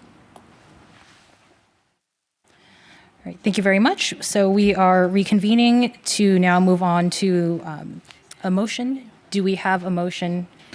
I have a motion. I can make a motion that the Planning Commission approve the resolution as written by staff. May I make a friendly amendment to this motion? I would like to include, I would motion to approve the staff recommendation, but include CCNRs informing neighbors specifically that this is an office park and that there will be ongoing noise from commercial activities, including but not limited to HVAC and truck traffic, as well as consideration of a wall on the north side, if possible, and then that construction management plan will also be shared with the neighbor. Those would be my additions. Point of order, we do not yet have a second. I don't believe we can discuss I'll an second the amendment. original Okay, sorry. motion, but I would like to discuss the friendly amendment if possible. I think. Could we repeat the friendly amendment so that it is made after the second? Apologies for making that early. So thank you, Commissioner Fung, for your second. And my amendment was to include the CCRs in the CCRs, informing the neighbors that this is an office park and there will be ongoing noise from commercial activities, including but not limited to HVAC noise and truck traffic. And the reason for that specifically is when I visited this property, there was a reasonable amount of ongoing HVAC noise. And then second point is include that the construction management plan will be shared with the neighbors. And the third would be consideration of an additional wall on the north side of the property. So, If you want. I wanted to make an amendment to your amendment that it's not really an office park. It's zoned commercial, industrial, residential. Right now, it's office use. It could be many other things. It needs to be made clear in the CCNR that in the future there could be all sorts of different uses in the buildings on all sides. So if I could comment along that same line, I think rather than Point of order for Attorney Wu. As a friendly amendment on the table, I think we should only be discussing whether it's accepted or not, and not any further discussion until the amendment is either accepted or not. Can Attorney Wu clarify? So, Commissioner Rao, technically you're correct. And as I was sitting here and observing this discussion, I thought that that'll facilitate the decision making. I've heard the motion by Commissioner Linskog, seconded by Commissioner Fung, and then the chair sought to advance a friendly amendment that was further clarified by Commissioner Scharf, and then sounds like it's going to be further clarified by Commissioner Fung. I think that's appropriate to do, but having said that, I mean, you do bring up technically you are correct, so I'll defer to the chair as to how she wants to proceed. If I can just comment, since it's my motion, I would like to hear the clarification so that we all know exactly what we're voting on. Sorry, to confirm, are you referring to Vice Chair's clarification? No, both the clarifications of the Vice Chair and Commissioner Fung. Any clarifications that may be necessary before we can vote? Point of order, we can only consider one friendly amendment at a time. We do not yet have an accept of the first before we can consider a second. I urge Attorney Wu to keep us in compliance. Thank you.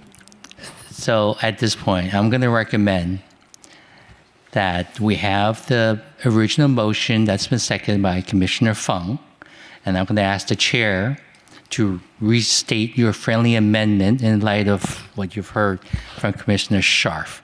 And at that point, I'm going to ask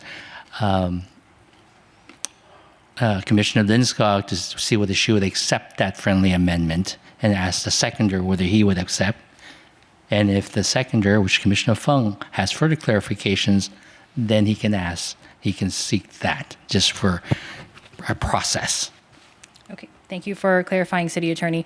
So, Vice Chair, I am happy to incorporate your language into my friendly amendment, but can you clarify, it was, we don't consider this to be an office park.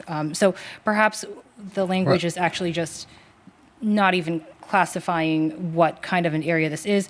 It's just that we are trying to inform neighbors that there will be ongoing noise from commercial activities, including HVAC and truck traffic. Does that work? No. Okay. No, I think make it clear that this is zoned industrial, commercial, residential. Okay. And that any of those uses are possible in the future. Industrial. Hang on, I'm just writing that down. Chair, if I may add something to that, and apologies for jumping in at this point. There is in condition number 17 in staff's resolution, it does talk about inclusion of a notice of neighboring uses disclosure, acknowledging the adjacent non-residential uses surrounding the development. So we already have a condition related. I just wanted to let you know. Yes, thank you. And I did see that. However, it did not specify the noise and the type of noise. And I do actually think as a resident, if I was moving into somewhere, I would want to know, we have had a lot of feedback from residents living near Lehigh, for example, that the trucks are very noisy. And, when I spoke with the tenant next door, they mentioned that some of the noise that they were concerned about was just large loading vehicles.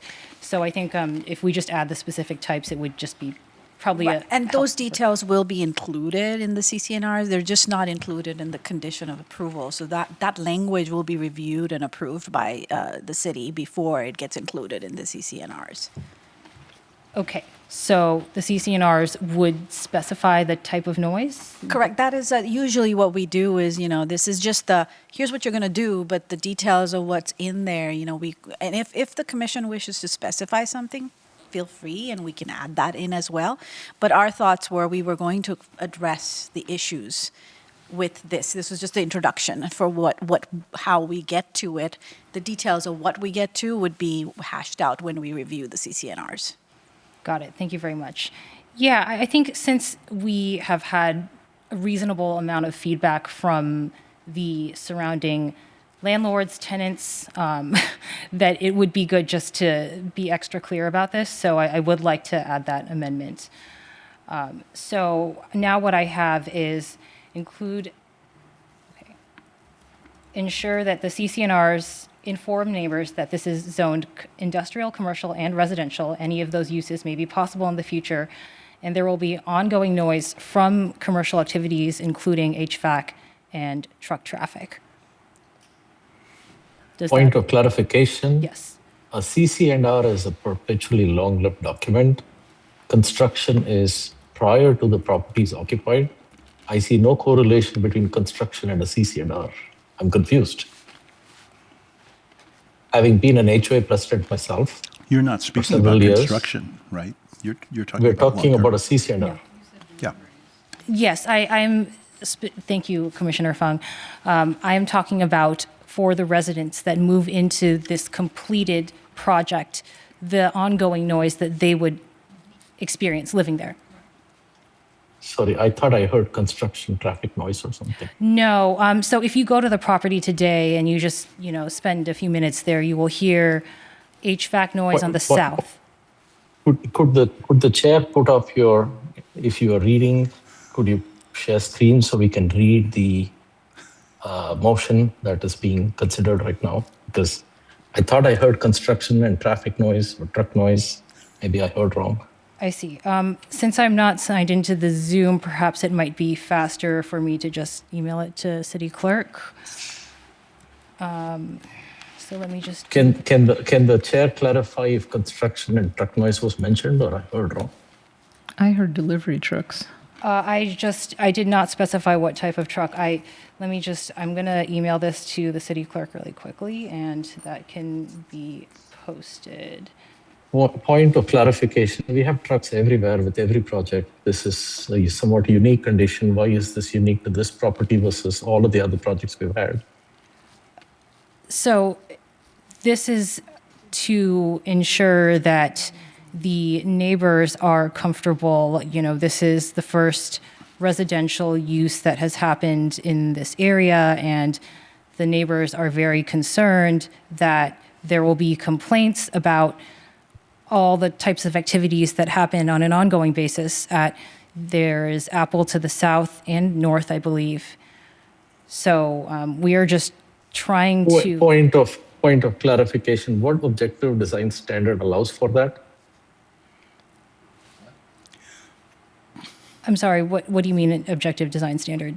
I believe staff consistently reminds us that unless there is an objective design standard, we cannot require the applicant to make to hold the applicant to a condition. So I'm trying to understand how we would factor this in based on what finding and what objective requirement. We would not be holding them accountable to any. This is just ensuring that language in CCNRs is very specific. I'll try the point of clarification thread then, because this is actually what I was going to comment on, and we can do this without going through the formality. One of the things that was brought up in the staff report was that the noise and usage in the area will be consistent with the municipal code. I actually think I agree that it's worth mentioning here that this is a special planning zone, and that should be highlighted so that it's clear to the people who are buying homes here. But that I don't think we actually need to be specific on talking about HVAC noise or, there's a certain element, they should be aware that this is not a residential neighborhood is I think the takeaway.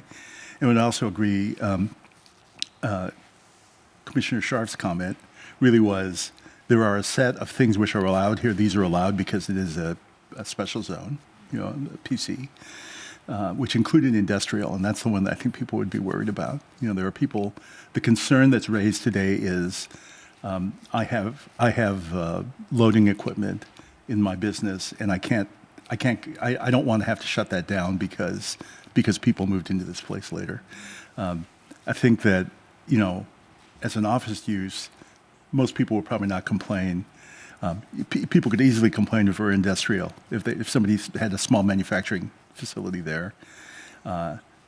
Anybody who's moving into this place should know that as part of the CCRs should make that clear. But I think that trying to go into detail beyond saying there's a PCR, it is general purpose. I prefer to see that wording. Point of clarification, we have had multiple projects on Stevens Creek that is far more noisy than this project located on an inner street, which is Bandley. And I'm on that street pretty often, and Bandley is a very quiet street. And I fail to understand why we hold applicants to a different standard because there is a certain tenant next door, while we do not hold the applicant to that standard when we have residences next door that have asked repeatedly for concessions that we could not obtain. Thank you. I take objection to holding an applicant to a standard that is not consistent depending on who the neighbor is. We should not be, as commissioners, treating adjacent neighbors differently. Just because it's a well-known neighbor, that does not make them any different than the neighbors that were considered in the previous project of the same applicant. Commissioner Rao, this is not holding the applicant to a standard. It is just making a disclosure in a CCNR. I'm not clear what concession you feel we are asking for or standard we're requiring. A point of clarification, I would state the noise on Stevens Creek is an ongoing noise at a higher decibel level compared to the noise on Bandley. We are not asking the applicant to do anything differently about the noise. We are simply asking for a disclosure, or I am simply asking for a more specific disclosure in the CCNR. There's no change being requested here.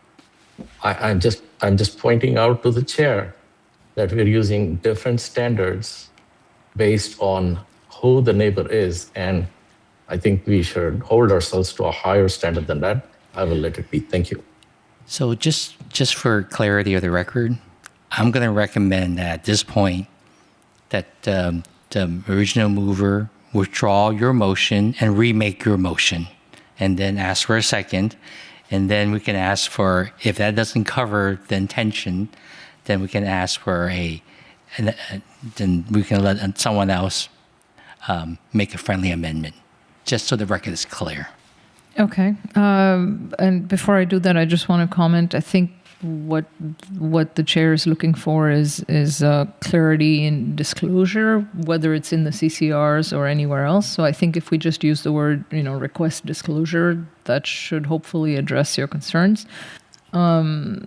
So I'll move that we adopt that we approve the resolutions as recommended by staff. With a request that the applicant provide specific disclosure on the type of properties that are zoned around this development to residents who are considering moving there. Do I have a second? Yeah, I'll second that. Commissioner Rao, you have your hand raised. I was going to move on to questions since we have a motion and a second. Do we have time for questions, or are we still on the motion? We're waiting to see whether there's a friendly amendment. May I suggest one friendly amendment, which was regarding the, there was a notation in the report about the setback, the 8 feet being from the property line instead of from the curb. I don't know whether that requires an amendment. That or does it's not just good require with this. Commission's Okay. motion. It's a correction that we will automatically make before we issue the report for the City Council. Okay, so I withdraw the friendly amendment. And I also have a question for staff. I had thrown this into the motion, but I'm not sure that it needs to be there. How does the construction management plan get distributed or notified to neighbors? There is noticing that is required prior to construction, and that's required under the city's municipal code. So every property owner will get notice. I believe it's 14 days prior to construction, at least 14 days prior to construction, that will go out. In terms of the actual construction management plan, that itself doesn't get sent to neighbors, but that's part of the coordination. There is a specific noise coordinator that's identified and things like that, and that's on the notice board. So if they called them, they can get that access to information, and that should go to Summerhill and their construction crews, essentially. Okay, so any member of the public who wishes to see the construction plan can... They can come into City Hall and view it or contact Summerhill for a copy. Okay, great. Thank you. Do we have any further comments on this motion? Yes, we are not ready to vote. We have just got a motion in a second. I do have several questions and comments. Please go ahead, Commissioner Rao. Okay, so I'm going to go back to the CEQA document, and the exemption checklist states that there's a number of conditions that need to be adhered to before we can exempt the project from CEQA. I have a question on the Phase 1 ESA. The Phase 1 ESA says there's a BER, but does not indicate what kind of risk or what kind of contaminants are present on the site. What is the nature of BER and why is it not disclosed in the CEQA exemption document? Maybe a question for Placeworks. Through the chair, we do have our CEQA consultants online. We do have our CEQA consultants online on Zoom, and maybe either Rachel or Alexis could answer that question. Yes. The information in the Phase 1 is that the BER that was identified was due to historic agricultural uses. Okay. So what is the contaminant specifically?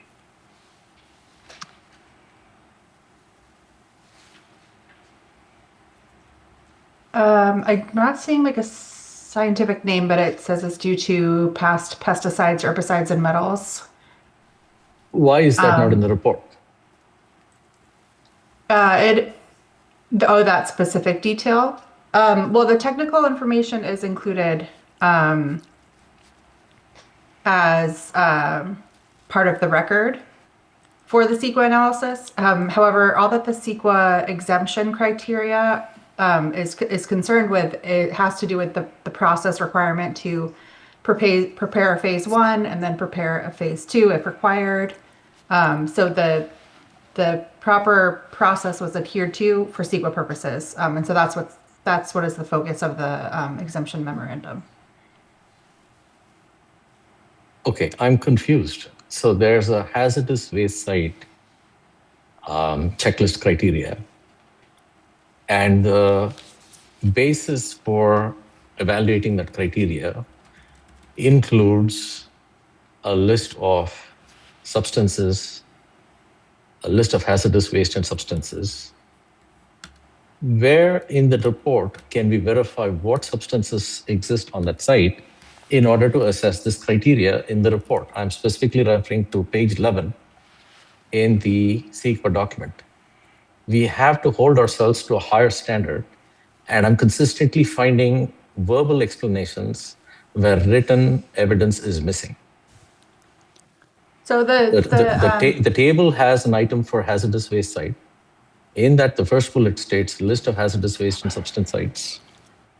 We do not know what substance exists on the site, but we know that there's a BER. So how should we interpret that?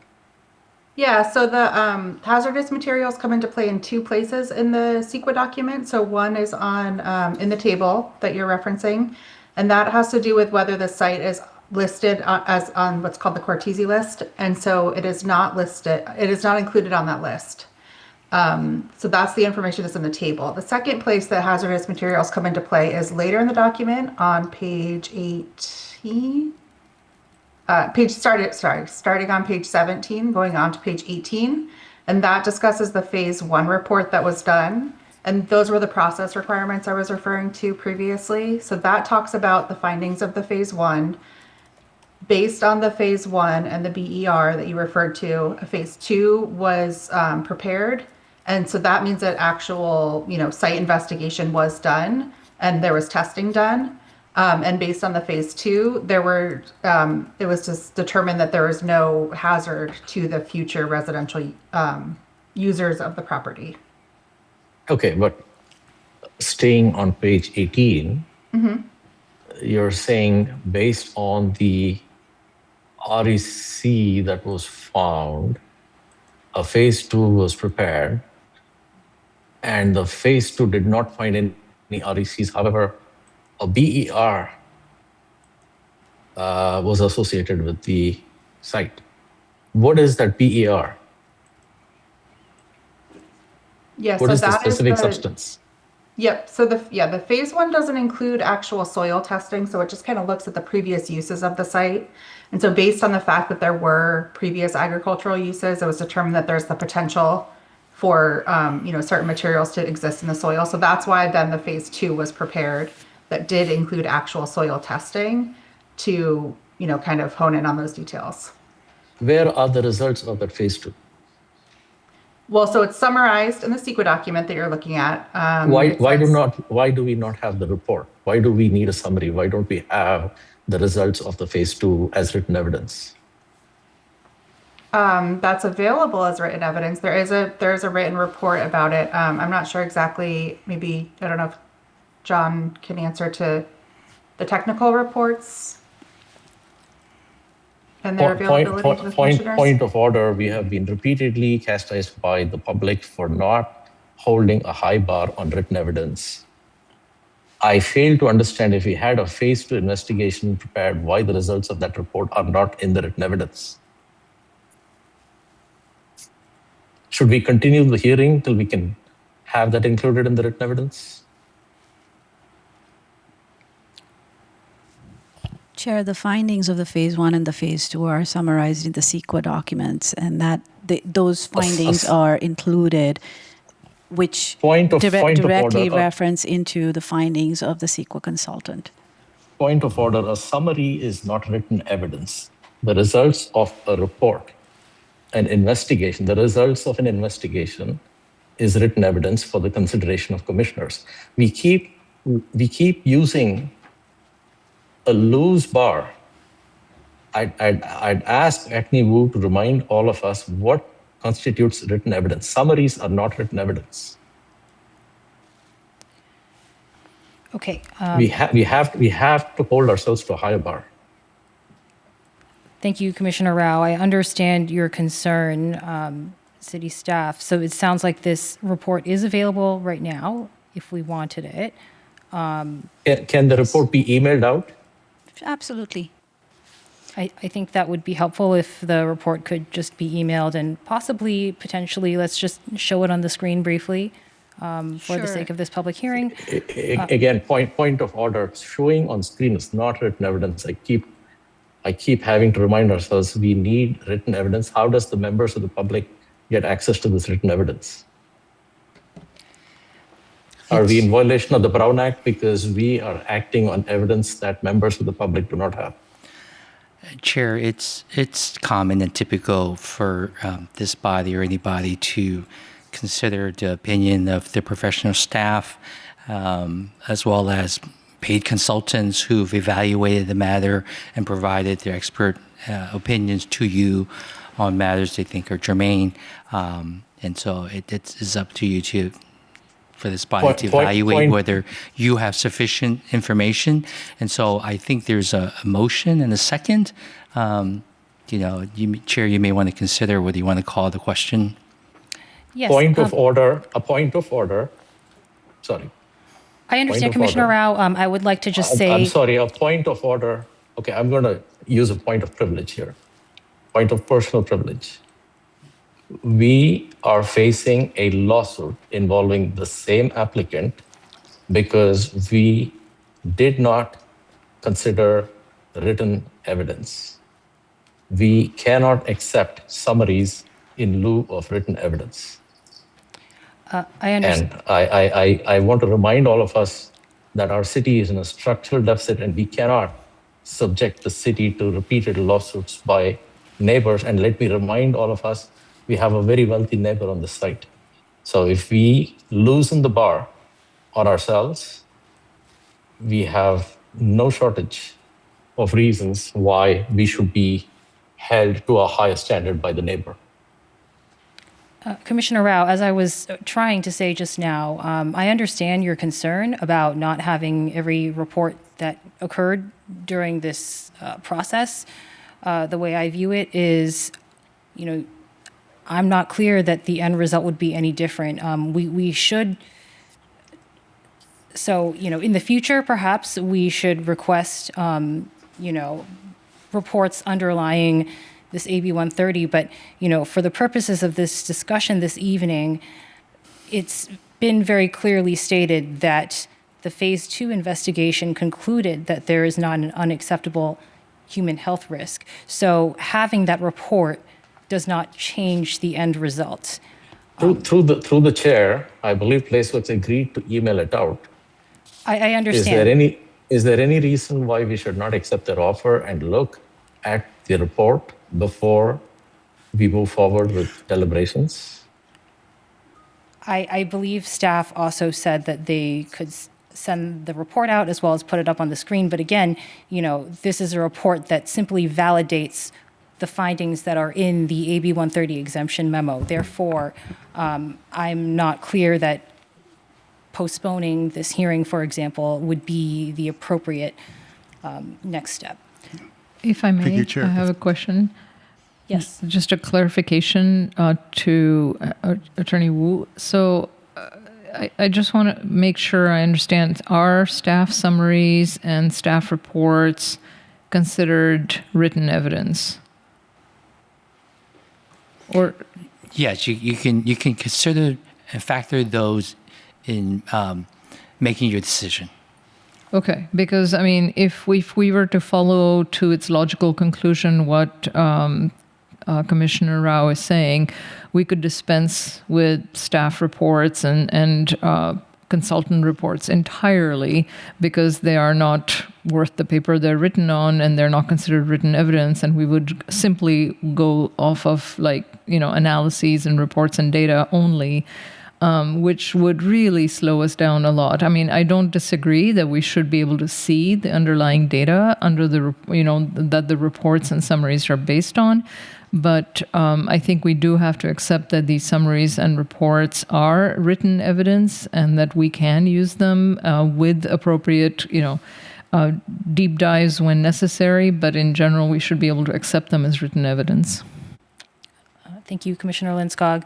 I'd like to, Vice Chair, Commissioner Fung, do you have any further comments on this topic of whether, I'd like to hear from the entire commission on whether we feel we would like to have the full report right now. Chair, I appreciate your patience on this matter. I think that in preparation for these meetings, I would hope the commissioners would ask for the supporting evidence that they felt was necessary rather than asking for it at the meeting. Okay. I think that could have easily been anticipated here. If there's an issue with CEQA, then the underlying CEQA reports, this is something that we should have resolved before the meeting. Vice Chair? Point of. I asked for the Vice Chair. Point of order. all deliberation occurs on stage in front of members of the public. There is no reason commissioners should take this discussion outside of members of the public. Our public deserves to hear from commissioners on who is holding a high bar on environmental issues that impact future residents of this property. This shall not be taken outside of the hearing because they deserve to know who amongst the commissioners on the dais are holding a high bar on environmental issues for future 27 resident families for this property. Vice Chair, I'd like to know your No, thoughts on this. He's asking for something to be held outside of the meeting. It's if there's an issue where, I don't know, if there's any issue in the staff report where I felt there wasn't sufficient documentation. The staff has always been very quick to say, please reach out and clarify. Ask for any clarifying information you require. I mean, I would. We have a responsibility. I think we have a responsibility to the public to try to be timely as well. Yeah. In the case of environmental hazards, I would have liked to see a link to the actual report and not just a summary. Thank you, Commissioner Scharf. And let me remind our fellow commissioners, the city spends far more time and money dealing with follow-up public comments, oral comments, and lawsuits, and closed session hearings following lawsuits. And by now, our fellow commissioners should have experience with that. Thank you. I understand. I do consider myself to hold a high standard on things like hazardous materials. In this case, it is very clearly stated that there is not an unacceptable human health risk to future residents. The BER is simply triggered because this used to be an agricultural site. It is not because there actually is any toxins on the site at the moment. And so I will trust that staff read the report correctly. That's my personal opinion. Seems like the rest of the commission feels okay. Do we have any final comments before we move to a vote? We do. Yes. The CEQA document talks about a CUP. However, I don't see any CUP. Can Placeworks clarify the reference to CUP in the CEQA document?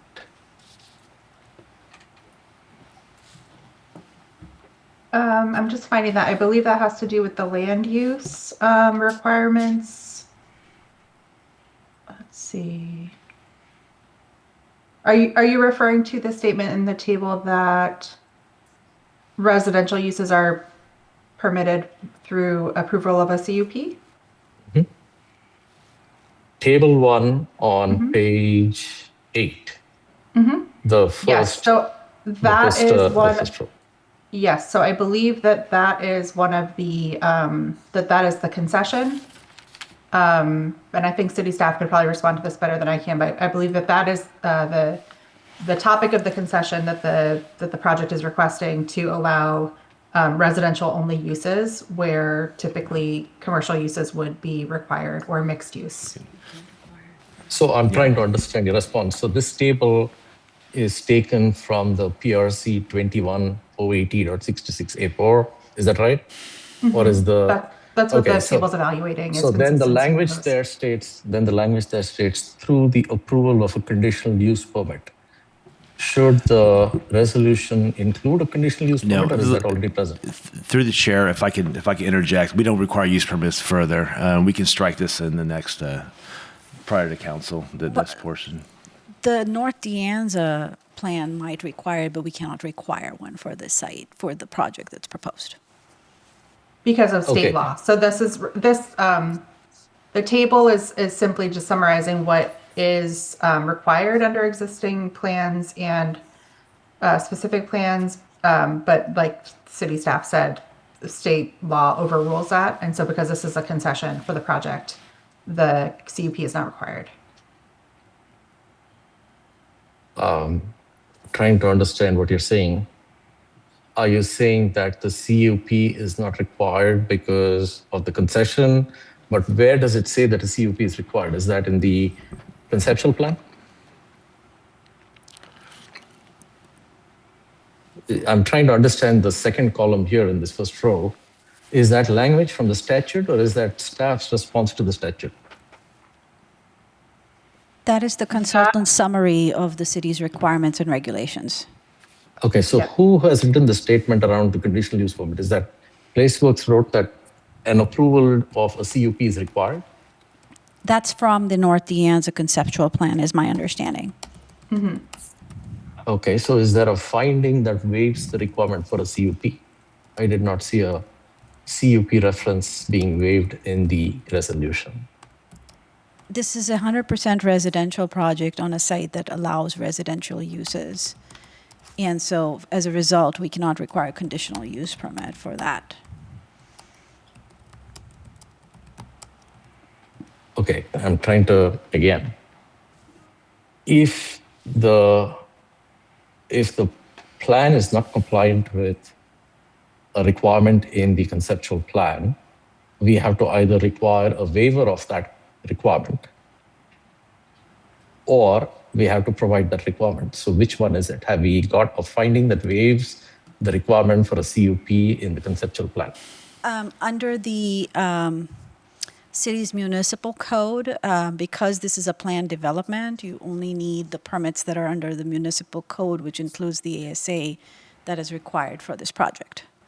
But the conceptual plan applies in addition to the general plan and the zoning code. Permits required stem from the planned unit development designation from the municipal code. So do we have no findings then in the resolutions that waive any aspect of the conceptual plan? Development standards, yes. Permit requirements, no. Commissioner Rao, is there an amendment you would like to make to the motion that is on the table?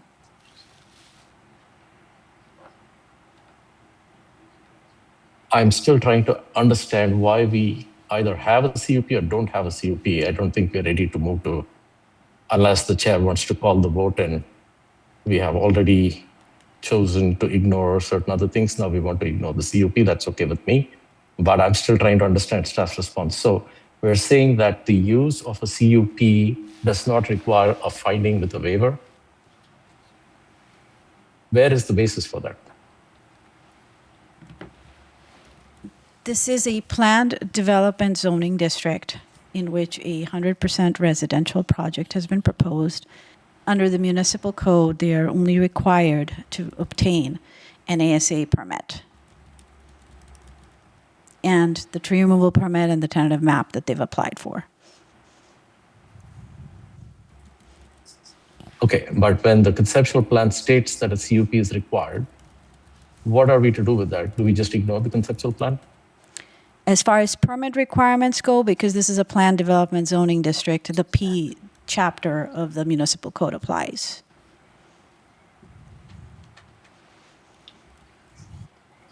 Attorney Wu, are you willing to confirm that? I'm willing to say that based on what I'm hearing from staff, that notwithstanding what's said in the conceptual plan, a CUP is not applicable to this project. Okay, we can ignore that in that case, based on the evidence showing that the attorney agreed with that. I still struggle to understand what basis commissioners are supposed to evaluate these conceptual plans and general plans if we have statutes or statements in the plans that we do not waive and no concessions are sought. But I will let it go. Okay.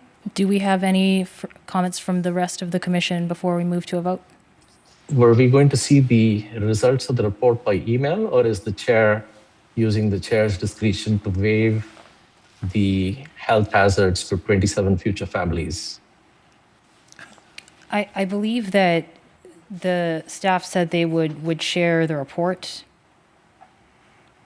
So can we see that? Has that been sent? I believe the staff will email it to you after the vote is taken, maybe this evening or tomorrow. That's acceptable? Through the chair, is there any reason why this email cannot go out now so we can see it now? Again, I do not consider this to be a hazard to the families. However, if staff could briefly pull this up on the screen for the sake of this public hearing, that would be helpful. It sounds like there's some commissioner concern. and an interest in seeing the actual underlying document behind the AB 130 exemption. But again, I do not feel that there is any hazard here. Okay, I'm going to make a substitute motion to continue this hearing so that this is on the written record as to which commissioners voted which way on the topic of environmental hazards to future resident families in Cupertino. Let the evidence record how our commissioners vote on this topic. I'm going to make a substitute motion to continue would this like hearing to- until the report is available. City Do I Attorney, have a can I second? call the question? Well, it's appropriate for Commissioner Rao to make a motion to continue the hearing. So if there's a second, you can debate it and then take a vote on his motion. So there's a motion on the table. I would seek a second at this point, Chair. Wait, so you need a second prior to debating the motion? That's correct. All right, I'll second it. Thank you, Commissioner Short. So to be clear, Vice the Chair motion is the motion. The second is to whether to continue this hearing. Until the evidence is provided in writing, and that could be done through email.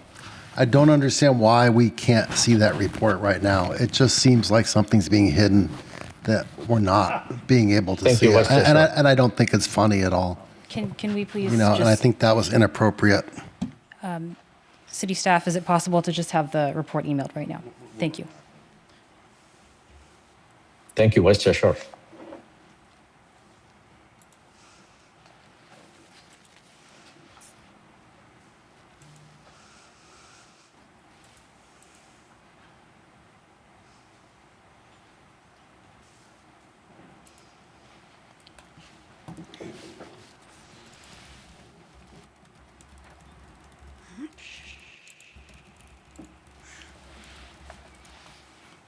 This motion was to continue. I think we can vote on that.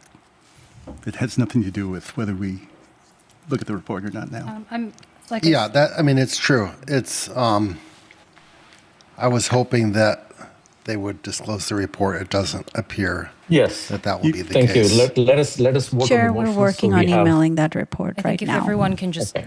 I'm happy to vote on the motion so that the minutes reflect who voted which way when it comes to environmental hazard to We're 27 not voting future on resident that. We're families. voting on whether or not We're voting on a motion to continue. whether or not we're going to continue the meeting. It's very simple. We are voting on a motion to continue. A motion to continue requires a condition for when the meeting agenda item shall be heard again. The condition in this case is the availability of written evidence from the results of the phase 2 investigation. Commissioner Rao, I think maybe you just because you can't see it, staff is working to send the report out right now. Okay. Chair, Happy to have the a motion size of the vote. reports are rather large. What I will try to do is I will attempt to share my screen so it can be seen. The reports do exist. Are the reports also being sent at the moment? We are attempting to do that, but these are fairly large files. So that they can, Point of order. I am alarmed that we have a large report that was not in the written evidence, and we felt it was appropriate to move forward without looking at this large report.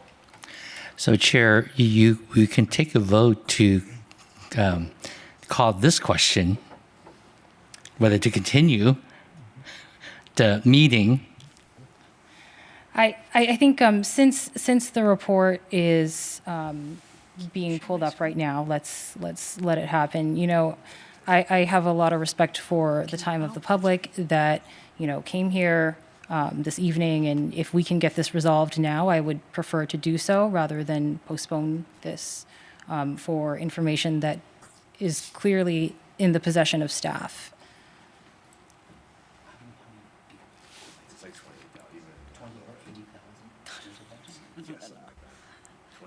Through the chair, while we are waiting, let me remind ourselves, a large report is being sent to us, something that we did not have access to before.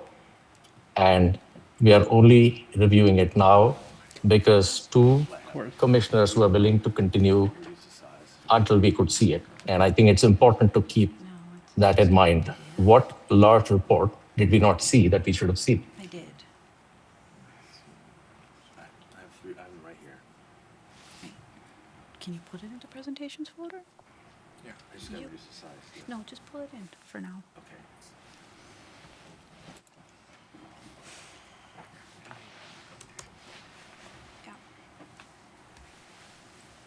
while we are trying to pull this up, can I ask staff if there were underground storage tanks at the site?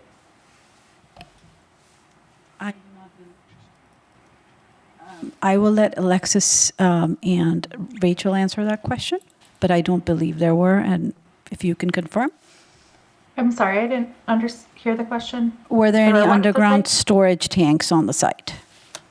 Oh, let me look now.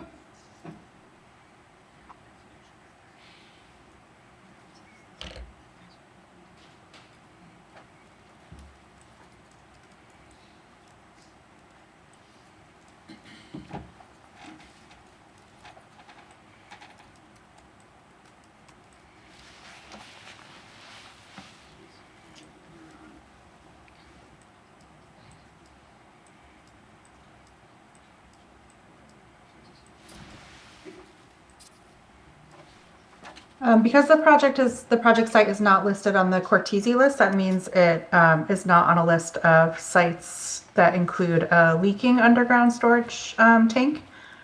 I'm just double checking the documentation to see if there was any type of, past or closed action that might have been related to a previous underground storage tank or anything like that.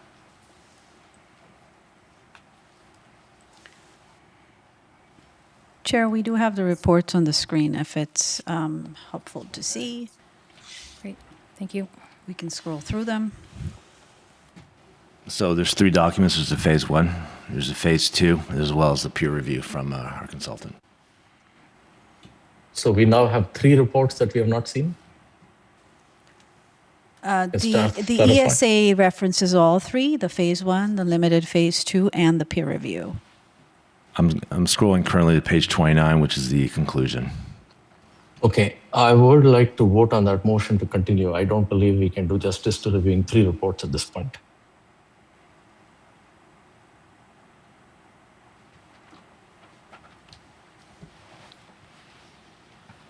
Sounds like the mover chair is requesting a vote to continue. I have not had a chance to see the page that's being referred to. Point of order, if there is a motion to continue on the table, are we allowed to deliberate or are we required to vote on it? Well, this is directly related to that motion. Sorry, the question was for Attorney Wu. I think the chair addressed it. The motion was directly related to what we asked to see, and we should have a chance to review it. There is a question for Attorney Wu. If a motion to continue is made, is deliberation allowed, or should we be voting on the motion to continue? There are 3 reports here. No. This deliberations is allowed. That's why I asked the chair whether she wanted to entertain a motion to end debate, and she declined that suggestion. And so now you guys are deliberating. As part of your deliberations, apparently you're going to be discussing this report that's on screen right now. Okay, so it says no evidence that agricultural chemicals were applied in noncompliance or stored in large quantities. No evidence of past usage of pesticides, herbicides, or other agricultural chemicals mixed, formulated, or disposed of at the subject property. Therefore, this is not considered a REC based on legal appendix. Was there any soil testing done that is in this document? So this is a phase 1 is the first. It's just basically the primary investigation. Okay. There was a subsequent phase 2, which I'm ready to share as well. Okay, great. Let's see that. Yeah, exactly. We were looking at the wrong report, just to make sure everybody understood what was just said. The commentary offered by the chair was based on the phase 1 report, which would not have the results that we were looking for. We were looking for a I have phase the 2 phase report 2 that up has if not you yet want to been share the screen. Thank you. Thank you. This is just highlighting the perils of looking at things on the screen as opposed to sending documents and written evidence that can be reviewed by commissioners ahead of time and during the meeting, as well as members of the public, which is why we have a motion to continue here on the table. Okay, let's. So, very brief summary, but here it is.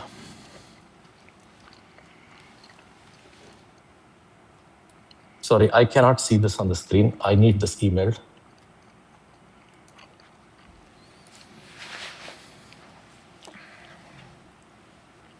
Are staff able to email this report? Can you read it to him? Okay, it says, and maybe staff could potentially email a screenshot of this one page. All detected concentrations in the shallow soil were below applicable residential ESLs. Therefore, metals and OCPs from past agricultural or orchard use do not present an unacceptable human health risk to future residents. Based on the limited phase 2 results, no further investigation is recommended for the site. I mean, based on this, again, you can send me the report afterwards, but my decision would be no different. And so if we would like to vote on the motion at hand or Chair, can I ask? I'll withdraw Commission- my second then, given that I see this. Yeah, and I was going to suggest if Commissioner Santosh would like to withdraw his motion, given this data that we've had shared with us. No, I would not withdraw the motion. I would want the minutes to reflect that a motion was made, was seconded, and the second was withdrawn. We have reports that we have not had a chance to study. A screenshot or looking at one part of the report is insufficient consideration of the evidence. So I will not withdraw the motion. So we're back at the primary motion now, Chair. yes. I'm sorry, it's been a while. Can we please repeat the primary motion? Okay. Oh, Could read. If you could read it, that would be great. So the motion on the table is to approve the staff recommendation as written with an additional request to the applicant to provide a disclosure to residents that are going to move into the property, disclosing that the sites around them are mixed use, residential, industrial, commercial. Yep, that was the motion. Okay. Thank you. And I'm sorry, Vice. Well, actually, Commissioner Fung. were you picking up her thing about there was additional fence on the north side? No, it's not part of that. It's not Okay. part of the motion. Okay. Okay. City Clerk, I think. Subject to yes, sir. discussion. I understand. Through the chair, we have not made closing comments yet. Are there any closing comments? I will defer to other commissioners and then go. Perhaps we should call the question. Okay, I'm so ready to there's- vote. Go ahead. Sorry, are we? Is the Commissioner chair Rao, go denying ahead. You the- have a closing Okay. comment. Go ahead. Okay, so my closing comment is going to reflect that we have a CEQA report that had a FEMA checklist item that was based on East Estates Drive. And that FEMA checklist item has not been corrected in the written evidence. We have a CEQA exemption report where the phase 1 provided indication of BAR that led to a phase 2 investigation. The results of the phase 2 investigation was not in the written evidence. We have a CEQA exemption report that states that a CUP approval is required in order to do 100% residential at this location. We are getting verbal evidence, not written evidence, as to why a CUP is neither waived, nor is it a concession, nor is there a finding as to why that can be non-compliance. And based on the three, I urge our commissioners to vote on the principle of holding staff to a high bar, holding ourselves to a high bar, given all of the public feedback we've already had. That would be my closing comment. Thank you. Thank you, Commissioner Rao. Do we have any further comments? Commissioner Linskog? Oh, you have none? All right, then I think we're ready for a vote. Commissioner Fung, Aye. Commissioner Linskog, Aye. Commissioner Rao, No. Vice Chair Sharf, Aye. Chair Kasolshran. Aye.